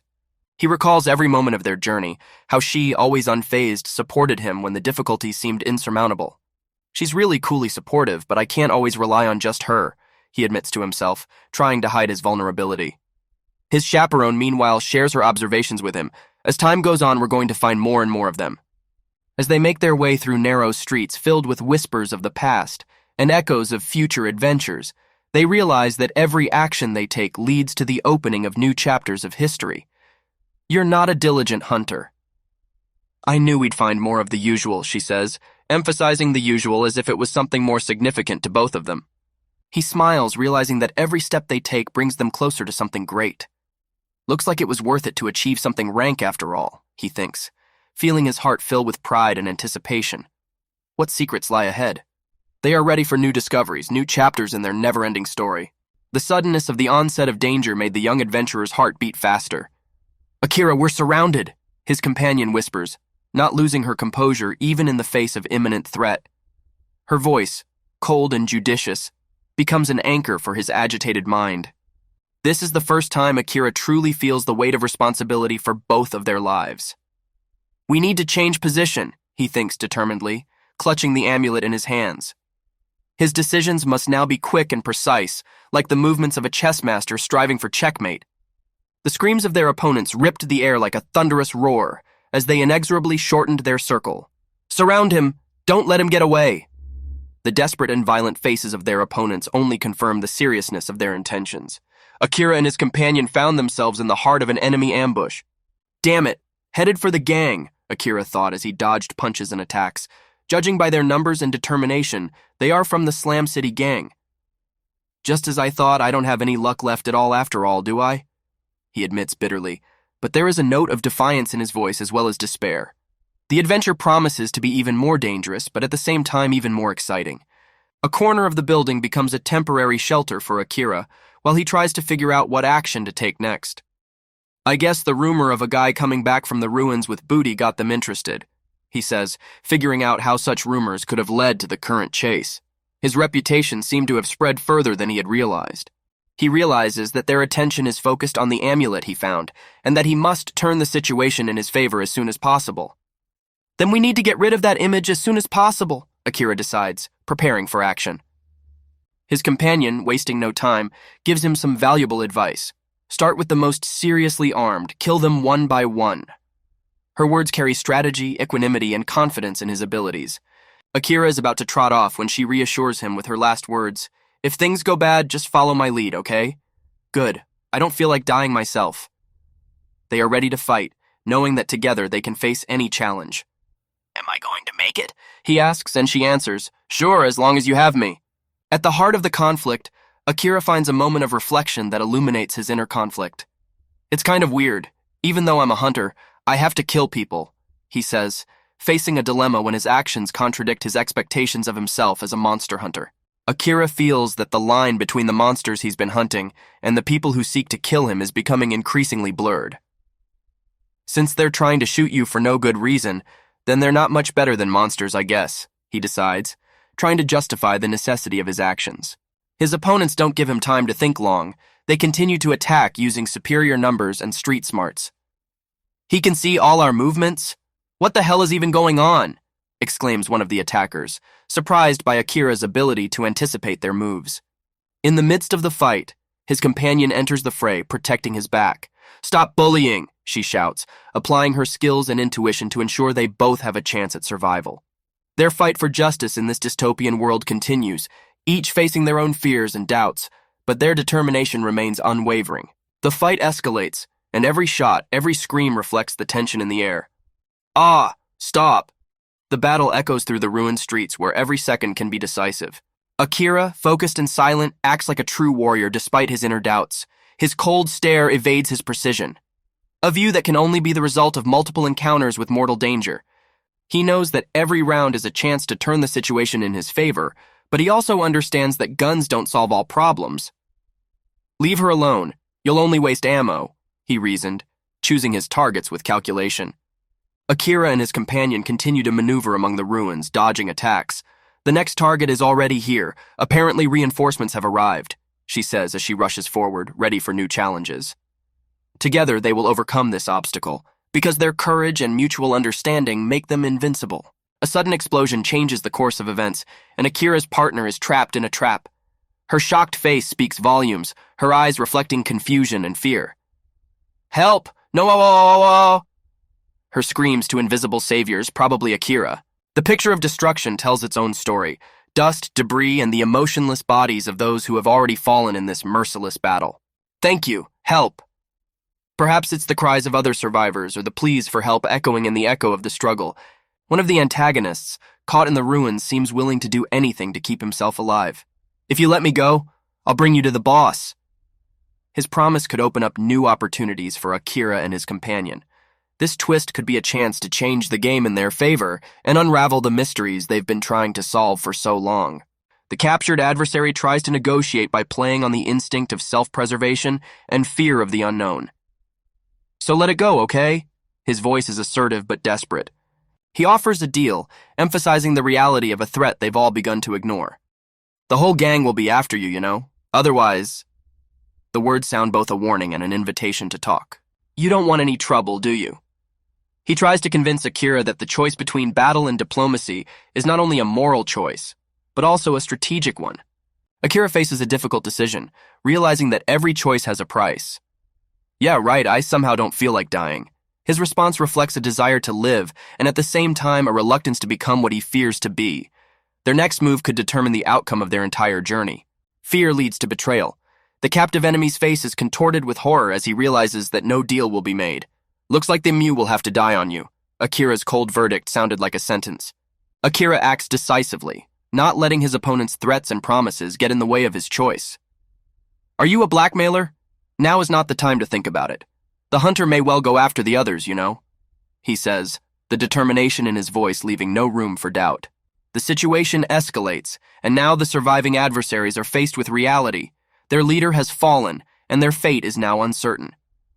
What's going to happen to our faction now? Questions about the future hang in the air, filled with fear and uncertainty. One of the surviving gang members is looking for a way out, willing to do anything to survive. "Look, I have connections in another gang. Let's join them." He turns to his comrade, looking for a chance to start over. But can it be trusted? Or is it just another hoax? The woman in the gang, desperately realizing her helpless situation, turns to Akira and his companion. "Wait, take me with you too." She is looking for protection and a way out of the cycle of violence in which she has become entangled. However, her gangmate, intoxicated by fear and possible betrayal, lashes out at her with accusations. "Are you stupid or something? You're getting your own. Taking you is tantamount to suicide." Emotions are running high, and he sees no other option but to hurt her. The situation culminates, and she, stunned, falls to the ground. "Just die somewhere already," he shouts, leaving her no hope of rescue or mercy from her own. In the eyes of the woman hidden in the shadows, you can read despair and understanding of the bitter truth. "Why did everything turn out this way? Because I was in a gang of my own. No one wants to deal with me." Her loneliness and exile become her new reality, a reflection of the cruel nature of the world she is forced to survive in. In the eyes of the woman lurking in the shadows, one reads acceptance of fate and insight. It seems I have no choice. Now that it's come out like this, it's my only chance. She realizes that a turning point in her life has come, and it's time for a change. Akira and his companion continue on their way, pondering their next steps. Good. Well, we'll practice on a pack of gun dogs, he says, boosting his morale for new challenges. He reflects on his abilities and what lessons have been learned from past battles. I wonder if the bulk of hunters can handle monsters of this level. I feel like I've really gotten stronger after all this training, except I think I'm still too weak to fight these dogs. Akira's companion, upon hearing his words, does not hide her surprise and admiration. By the way, those hunters you saved could take down a whole pack of gun dogs. Are they really that strong? Perhaps she is beginning to realize that there are forces in the world beyond her wildest imaginings. Akira and his companion continue to discuss their plans. Good. Anyway, let's focus on practicing, she says, confident that with enough resources they can improve their skills. Suddenly, she turns her attention to something important. By the way, Akira, her tone makes Akira wary. Again. His question is filled with a premonition of more trouble to come. We're being tailed. Her words confirm his fears. It seems that their journey will not go as smoothly as they had hoped. She peers into the corner where the quiet voice comes from. Don't worry, it doesn't look like she's going to attack. Apparently she wants to talk, but is hesitant. They realize that there may be a new meeting coming up that could change their course of events. The girl's face, reflecting fear and confusion, looks at Akira. He, surprised and wary, asks, What do you want from me? Her intentions are not yet clear to him. She hesitates, her voice trembling, P-talk. Akira, with mixed feelings of puzzlement and curiosity, continues, Talk about what? His companion reminds him of the recent past. She was among the attackers back then, during the shootout, remember? A picture of that situation begins to form in Akira's mind. Akira looks at her shrilly. You're one of the ones who attacked me, aren't you? So what do you want now? Now that he's recognized her, there's tension in the air, and there's a conversation to be had that could change everything. The girl is stunned by Akira's sudden proximity. Her eyes are full of tears and she seems agitated, as if she is on the verge of an important revelation or request. Akira, confused by her reaction, asks warily, Leave the barrels. Is it because of me? He can't understand why she's reacting this way, or what could have caused such an emotional storm. She pleads with him, You didn't mean to attack me either, did you? So let's calm down and talk, all right? That's what you came for, isn't it? Her words reflect a desire to resolve conflict and find common ground. Akira seemed to find himself in an awkward situation when his companion notices, From the outside, it looks like you made a little girl cry. It's up to him to find a way to pacify the situation and find out what this mysterious girl really wants. Akira, frowning, asks a question reflecting his bewilderment. What's in it for me, huh? You can hear the irritation in his voice, caused by the surprises that won't stop. The situation escalates, and suddenly Akira, his companion, and the girl who had previously been standing on the sidelines leave the scene of the conflict in a hurry. Let's go, Akira urges, and they all run together to escape the new unknown threat. After running away from danger, they find a place to take a breather. What was that all about anyway? Akira tries to understand what just happened while his companion tries to calm him down. The girl, who only a short while ago had been asking to talk, now looked lost and puzzled. All eyes out. Her thoughts that an inexcusable process on her part could jeopardize the negotiations speak to her internal conflict and fear of the consequences of her actions. The girl seems to realize that Akira isn't a threat to her. At the very least, he won't kill me, but through it all, he loosened his focus.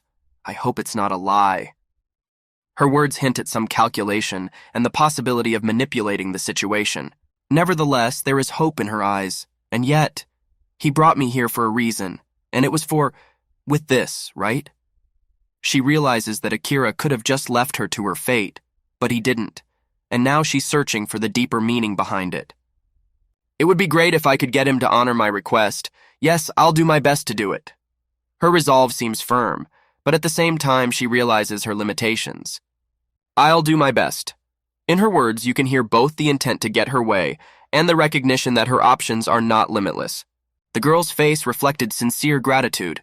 Thank you for, she begins, but the words are lost in her emotions as she tries to express her feelings. Akira and his companion watch her carefully while the girl makes an unexpected gesture. She holds out a tray of food to them, trying to thank them in some way. Tears of emotion and gratitude can be seen from her eyes as she says, "I'm sorry to bother you. Thank you for the food and the soul." This moment closes a chain of events that began with tension and suspicion and ends with peaceful understanding and gratitude. Akira, with a note of irony in his voice, offers, "Call me Chief Mr. Akira."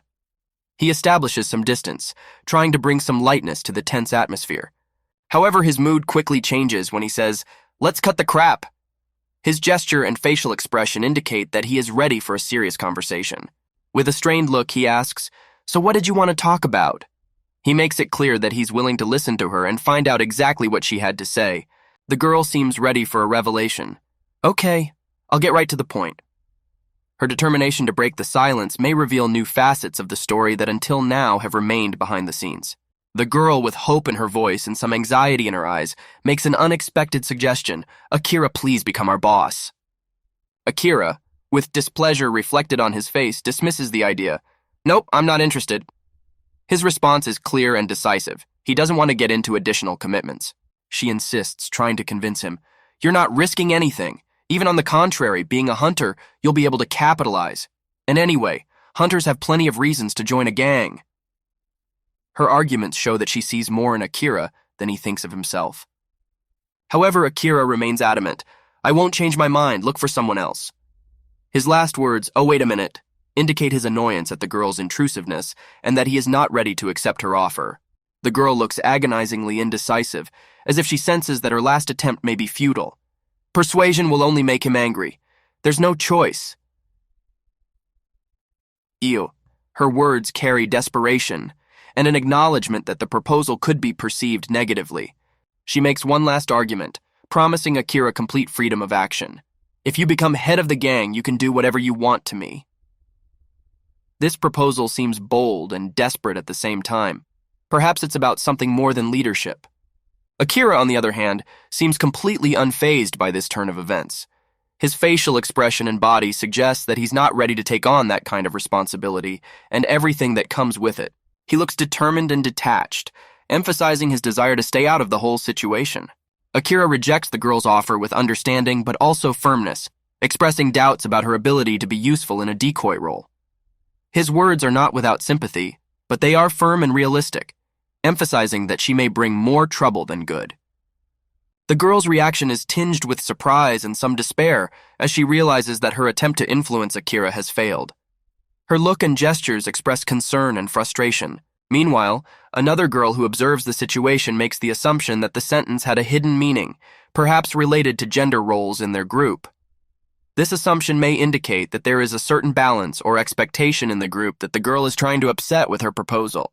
In response, Akira continues to dismiss the idea with a slight smile and a joking tone, insinuating that a girl can't replace his beauty and attractiveness. This may be his way of softening the rejection while keeping the atmosphere light and non-serious. Staring at each other, the young man and the girl exchange remarks full of recriminations and promises. "I say, as I certainly won't be," he declares, as if defying his own fate, while she, with a slight chuckle, reminds him, "You don't have to say the same thing 3 times. The atmosphere of tension grows when the girl, like a demon leading the temptation, notices, "If you mean girls who just throw themselves at you at the first opportunity, I've had enough of those." She emphasizes that she values authenticity over superficial attention. "Besides, I don't like people who accomplish their goals in this manner, relying only on other people's weaknesses," she continues, expressing her disdain for manipulation and hypocrisy while looking confidently into the boy's eyes, as if seeking an ally rather than an adversary. The situation changes when a new character appears, a naive girl in a school uniform who asks the question, "Pre-mangaka or a consumable?" causing others to be thoughtful. Hidden in her words is the question of self-identity. Who are they in this story? Creators of their own path or expendable in someone else's hands? The girl with demonic features speaks of the series of trials the young man went through. "First you were attacked in the ruins, then in the city, and now this." Her words are saturated with sympathy and hidden anxiety. Her gaze reads the history of their shared calamities. The young man seems dazed and depressed, his reaction reflecting deep disappointment. In other words, it looks like your luck has turned away from you. Fate seems to have placed him in front of an insurmountable wall, with the burden of failure resting on his young shoulders. The third scene presents a possible turn of events where the girl offers an alternative by asking, I mean, it's a good opportunity, right? It raises the subject of moral choices, offering a chance for correction and perhaps redemption. The boy holds his ear tightly as if trying to hide his confusion or pain by confessing, "Even so, taking care of her is too troublesome." These words may speak of a heavy burden of responsibility that he no longer wishes to carry. A girl with demonic features and a mysterious confidence makes a suggestion, and all you have to do is reach out. She hints at a simple action that might make his journey easier. You don't have to take care of her for the rest of your life at all, she adds, offering a temporary solution that doesn't require a lifetime commitment from him. The boy seems pensive as he listens to her words. This will bring back your luck. Nothing more will be required. She offers him something that could be the key to regaining his favorable fortune, hinting at the possibility of regaining his lost luck. The scene in the reception room. A girl in a school uniform looks at the boy and briefly commands, "Cheryl, have a seat." There is a sense of tolerance in her voice, but also an insistence that emphasizes her role as the more responsible person in this interaction. In the last moment of their interaction, the boy seemingly makes a decision. He looks down, pensively considering the girl's words and weighing the actions to come, while she stares out the window in anticipation, perhaps thinking of the future they can build together. A young man with indecision in his eyes faces a choice as if facing a coin toss, heads or tails. This decision, it seems, will determine much in their fates, and he hesitates before its weightiness. The girl with the demon ears answers simply and plainly, "Tails." Her eyes are full of anticipation, and she keeps her gaze on the boy, as if conveying to him her confidence that the choice is the right one. The suddenness of the choice makes the boy wince. Tails or an eagle, what is it? His doubts intensify, and he realizes that despite the seemingly random choice, the consequences will be far from random. He stands up, full of determination, and declares, "Like I said before, I have no intention of becoming your head." His words carry echoes of past promises and choices he has already made, perhaps seeking independence or avoiding unwanted commitments. The girl listens to the explanation with bewilderment and anxiety in her eyes. "But I will help you, of course, on some conditions. First of all, you're going to be the boss."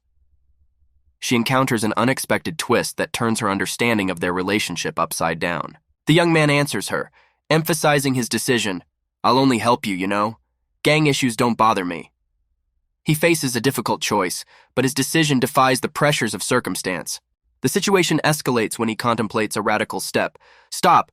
If I bring in an acrylic that helps me, that kills the force and practically wipes out the gang, then..."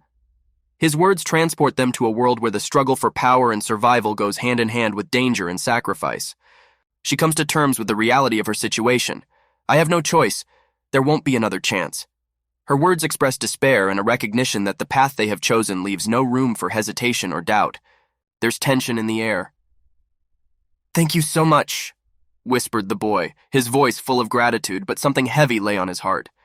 He felt guilty but couldn't admit it. The girl looked up at him, her eyes full of confusion. "But what was on my mark?" she asked, the innocence of her gaze hiding the storm of emotions inside. She searched for answers that could explain her anxiety. The guy answers, his gaze serious and piercing. "I had nothing against you asking questions, but if I suddenly don't answer, don't ever ask me that again."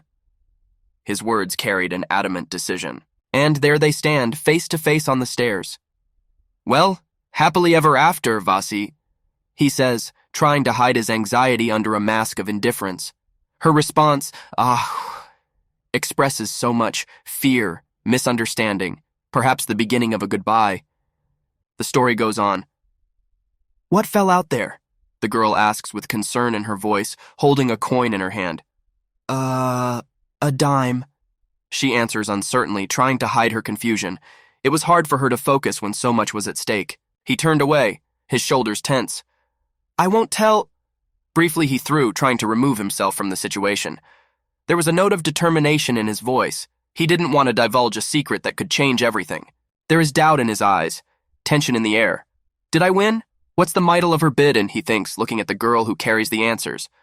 "Or did you lose?" The question hangs in the air, unnamed but tangible. They stand against a backdrop of desolation, the past popping up in front of their eyes. But after his death, they became different. All these places used to belong to a power gang. The girl looks at the dilapidated buildings, and her words carry a sadness for the past that has gone, leaving behind only shadows. In a city torn by conflict, a young warrior and an innocent maiden discuss the brutality of war. Can friendship change the course of a battle? The girl pondered, her eyes full of hope. Meanwhile, a mischievous friend watching them jokes, "They look like they're getting ready for a wedding." The tension of the moment is dissipated by her laughter. The guy resented the assumption. "This isn't a wedding, this is serious," he objects, trying to emphasize the seriousness of their discussion while the girl continues to tease him. Suddenly he changes the subject. "While we're here, let's get something to cheer us up," he offers, trying to hide the embarrassment and channel their energy into something more positive. "Why is he looking at me like that?" The girl worried, feeling the young man's gaze. Her heart beats faster. His friend slyly notices his confusion. "It's good that you're so obedient." Her words only add to his confusion. "What will you show me if I start asking?" he thinks, anticipating stories of the past. They're going after the market. "A gift, then." The young man ponders as he picks out a souvenir. A crate of weapons is opened in front of the young man, and the merchant proudly presents his merchandise. "Guns!" his voice full of anticipation. But the hero hesitates, his gaze full of doubt. Though it doesn't seem to be quite the same, he is looking for a gift that is more meaningful.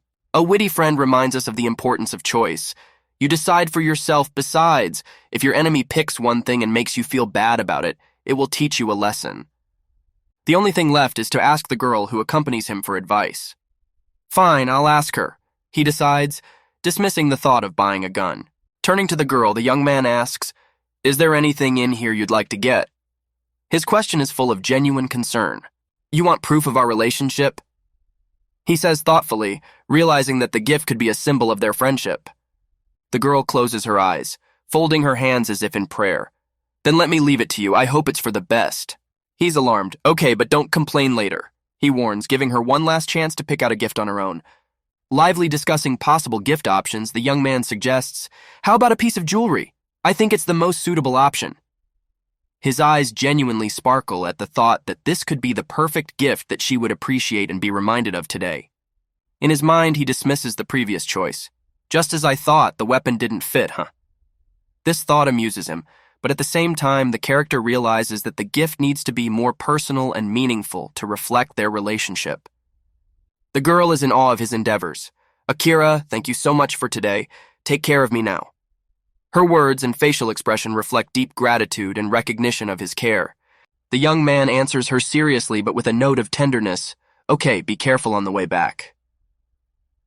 He feels responsible for her well-being and is ready to protect her in any situation, emphasizing their closeness and trust in each other. The girl looks at the pendant, Akira's gift, in confusion. How unexpected! I never realized he was so caring. Her thoughts are full of surprise and warmth at her friend's unexpectedly sensitive gesture. Her gaze is thoughtful and full of tenderness. "Akira, he's so mysterious." She catches herself thinking that she still doesn't know much about him, and it worries her. She ponders his behavior, and yet I wonder why he turned around so often. It was like there was someone else around. Her intuition tells her that there is something more lurking in their adventure. "Well, I bet I wouldn't have gotten an answer even if I'd asked that."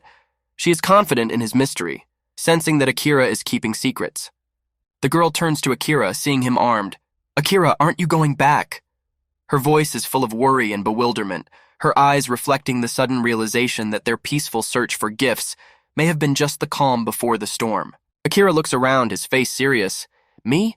I was thinking that since it's outside anyway, there's something I could do." There is a sense of the weight of unresolved issues and the need for action in his words. Her gaze is full of confusion. She doesn't understand his intentions. Just to be on the safe side since it's a survivor's day. Her reaction expresses a mix of feelings, both fear and hope for clarification. Shows a building labeled Power Base, which is where Akira seems to be headed. It is now clear that behind its quiet facade lurked a deeper mission.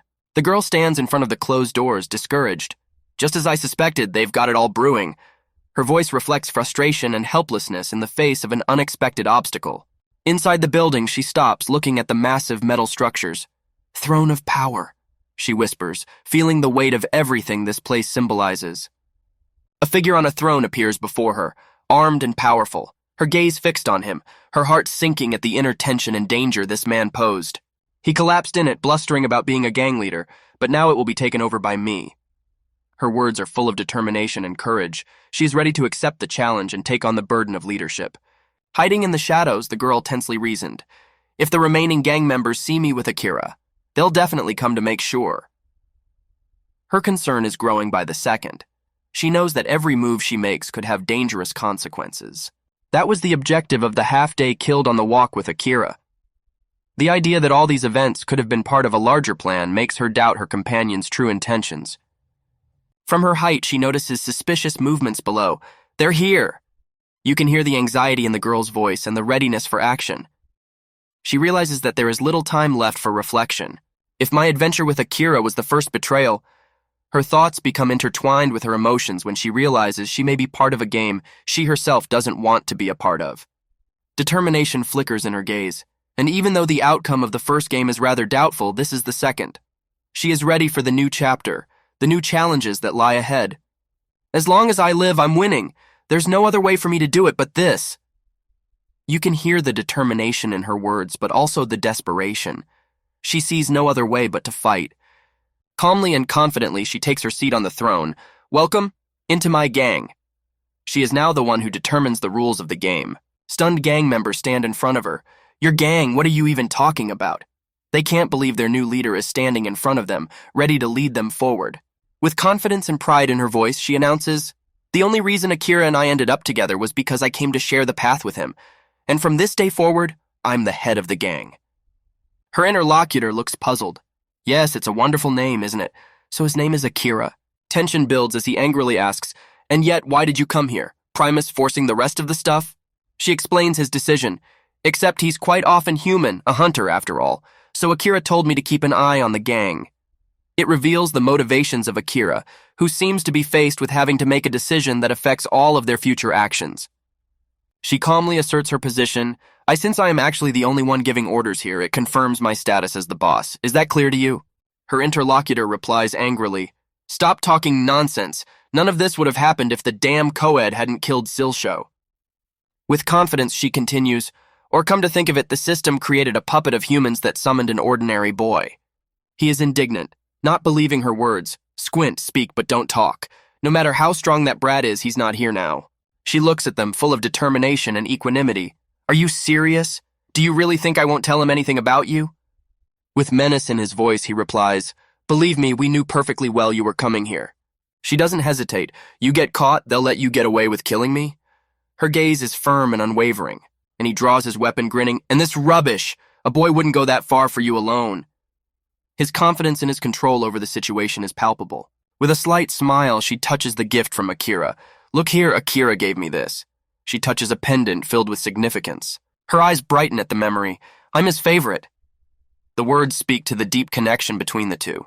With a sense of power, she once again turns to those around her. "If you don't have some important things to do here, the way out is over there." Her tone points to the door, and to authority. New faces appear before her, full of hope. "You know what we're doing here. Accept us into the gang." They are looking for acceptance and a place in her new reality. She asks the question, looking at the gang members with slight irony. "Oh, so you recognize me as the boss?" They answer her with submission, recognizing her new authority. "Yes, be our boss." With obvious pleasure, she is willing to accept their offer. "In that case, you're welcome." And wrapping up the meeting, she commands, "I'm very busy right now. Now come home." She sends them away, showing that she is now in control of the situation. She meets their gazes and instructs, "I'll expect you tomorrow." She sets new rules and expectations for her charges. But in the next moment, her confidence is replaced by anxiety. There was dangerous. It's too dangerous. She recognizes the risks they've all endured. A glimmer of fear appears in her eyes. I need a place where it will be safe, even without him. She is looking for a refuge, a place where she can feel safe. Sitting down on the floor, she admits her vulnerability. Even though I have Akira's support, I don't think he'll be with me 24/7. She realizes that she can't always rely on others. And in conclusion, she's willing to go all out. My first step in this game is to create a safe haven for me. At least I'll take advantage of whatever I can. She is determined to protect herself and her position in this new and dangerous world. A look of reminiscence read in her gaze. Yes, it was horrible, but still not like when Akira found me. She reflects on the past. Because of that, I've been able to live in relative safety up until now. With slight regret, she admits, even in the power gang, I worked hard to strengthen my position. Everything changed with the arrival of Akira. Everything changed with the arrival of Akira. And the story picks up as a group of armed men appear on the scene, ready for action. The girl looked up at him, her eyes full of confusion. But what was on my mark? She asked, the innocence of her gaze hiding the storm of emotions inside. She searched for answers that could explain her anxiety. The guy answers, his gaze serious and piercing. I had nothing against you asking questions, but if I suddenly don't answer, don't ever ask me that again. His words carried an adamant decision. And there they stand, face to face on the stairs. Well, happily ever after, Vasi, he says, trying to hide his anxiety under a mask of indifference. Her response, expresses so much fear, misunderstanding, perhaps the beginning of a goodbye. The story goes on. What fell out there? The girl asks with concern in her voice, holding a coin in her hand. A dime, she answers uncertainly, trying to hide her confusion. It was hard for her to focus when so much was at stake. He turned away, his shoulders tense. I won't tell. Briefly he threw, trying to remove himself from the situation. There was a note of determination in his voice. He didn't want to divulge a secret that could change everything. There is doubt in his eyes, tension in the air. Did I win? What's the middle of her bid in, he thinks, looking at the girl who carries the answers. Or did you lose? The question hangs in the air, unnamed but tangible. They stand against a backdrop of desolation, the past popping up in front of their eyes. But after his death, they became different. All these places used to belong to a power gang. The girl looks at the dilapidated buildings, and her words carry a sadness for the past that has gone, leaving behind only shadows. In a city torn by conflict, a young warrior and an innocent maiden discuss the brutality of war. Can friendship change the course of a battle? The girl pondered, her eyes full of hope. Meanwhile, a mischievous friend watching them jokes, they look like they're getting ready for a wedding. The tension of the moment is dissipated by her laughter. The guy resented the assumption. This isn't a wedding, this is serious, he objects, trying to emphasize the seriousness of their discussion while the girl continues to tease him. Suddenly he changes the subject. While we're here, let's get something to cheer us up, he offers, trying to hide the embarrassment and channel their energy into something more positive. Why is he looking at me like that? The girl worried, feeling the young man's gaze. Her heart beats faster. His friend slyly notices his confusion. It's good that you're so obedient. Her words only add to his confusion. What will you show me if I start asking? He thinks, anticipating stories of the past. They're going after the market. A gift, then.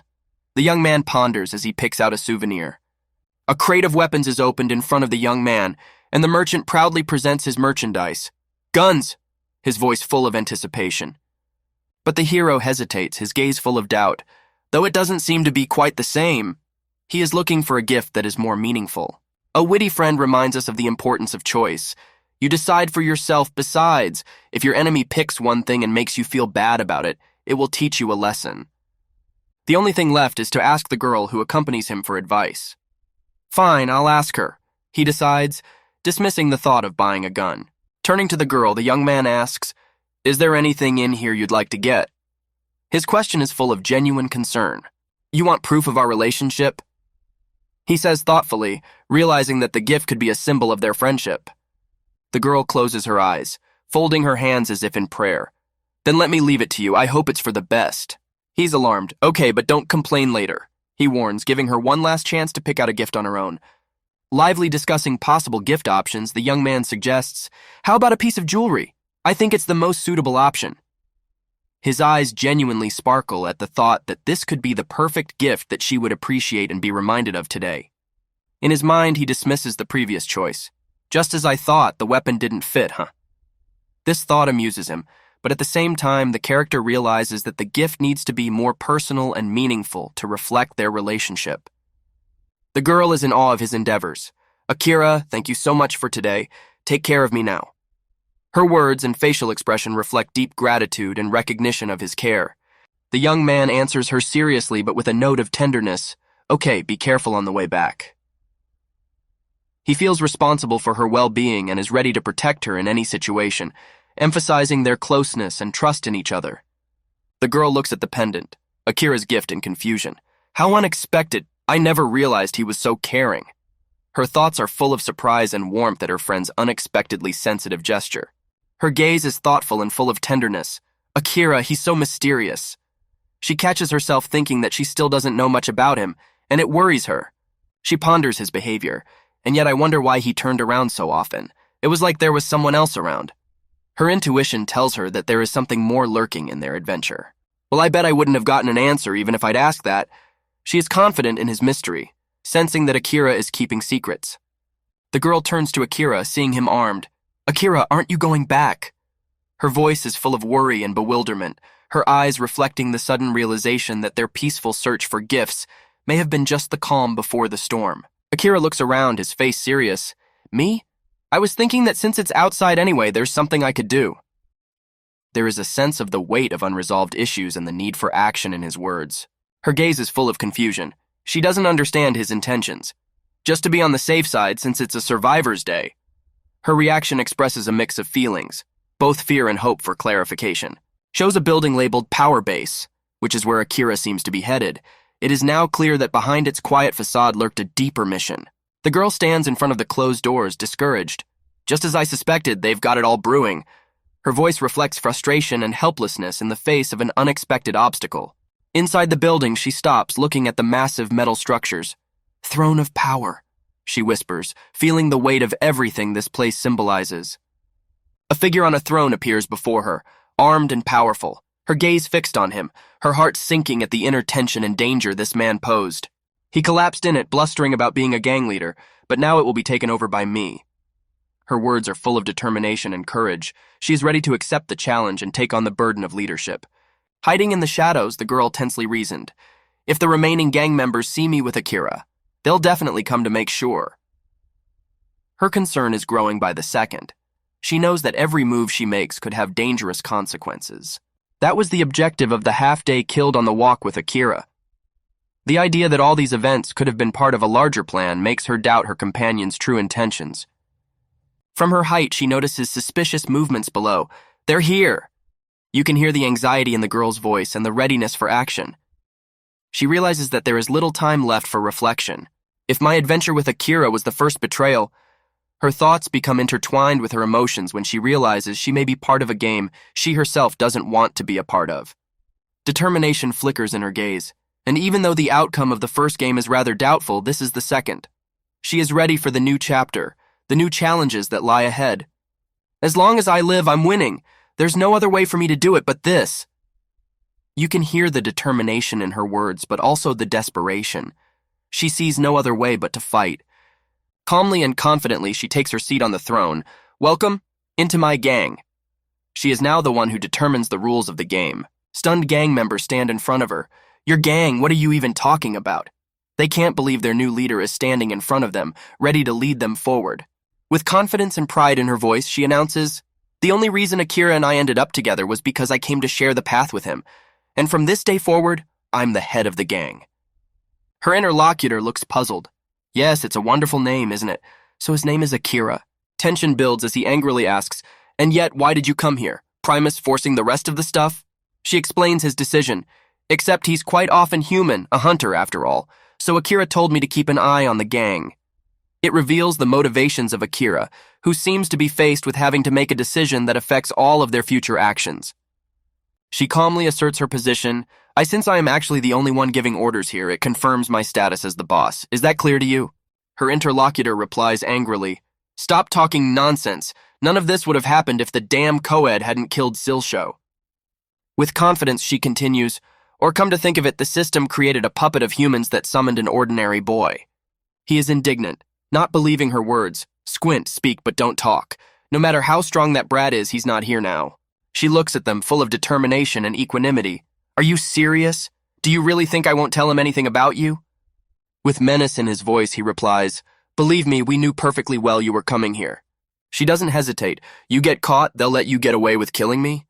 Her gaze is firm and unwavering, and he draws his weapon, grinning, "And this rubbish! A boy wouldn't go that far for you alone." His confidence in his control over the situation is palpable. With a slight smile, she touches the gift from Akira. "Look here, Akira gave me this." She touches a pendant filled with significance. Her eyes brighten at the memory. "I'm his favorite." The words speak to the deep connection between the two. With a sense of power, she once again turns to those around her. "If you don't have some important things to do here, the way out is over there." Her tone points to the door, and to authority. New faces appear before her, full of hope. "You know what we're doing here. Accept us into the gang." They are looking for acceptance and a place in her new reality. She asks the question, looking at the gang members with slight irony. "Oh, so you recognize me as the boss?" They answer her with submission, recognizing her new authority. "Yes, be our boss." With obvious pleasure, she is willing to accept their offer. "In that case, you're welcome." And wrapping up the meeting, she commands, "I'm very busy right now, now come home."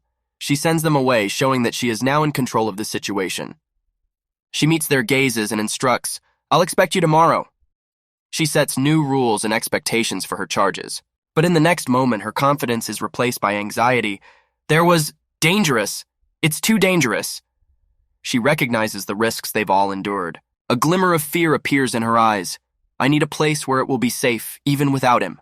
She is looking for a refuge, a place where she can feel safe. Sitting down on the floor, she admits her vulnerability. Even though I have Akira's support, I don't think he'll be with me 24/7. She realizes that she can't always rely on others. And in conclusion, she's willing to go all out. My first step in this game is to create a safe haven for me. At least I'll take advantage of whatever I can. She is determined to protect herself and her position in this new and dangerous world. A look of reminiscence read in her gaze. Yes, it was horrible, but still not like when Akira found me. She reflects on the past. Because of that, I've been able to live in relative safety up until now. With slight regret, she admits, even in the power gang, I worked hard to strengthen my position. Everything changed with the arrival of Akira. Everything changed with the arrival of Akira. And the story picks up as a group of armed men appear on the scene, ready for action.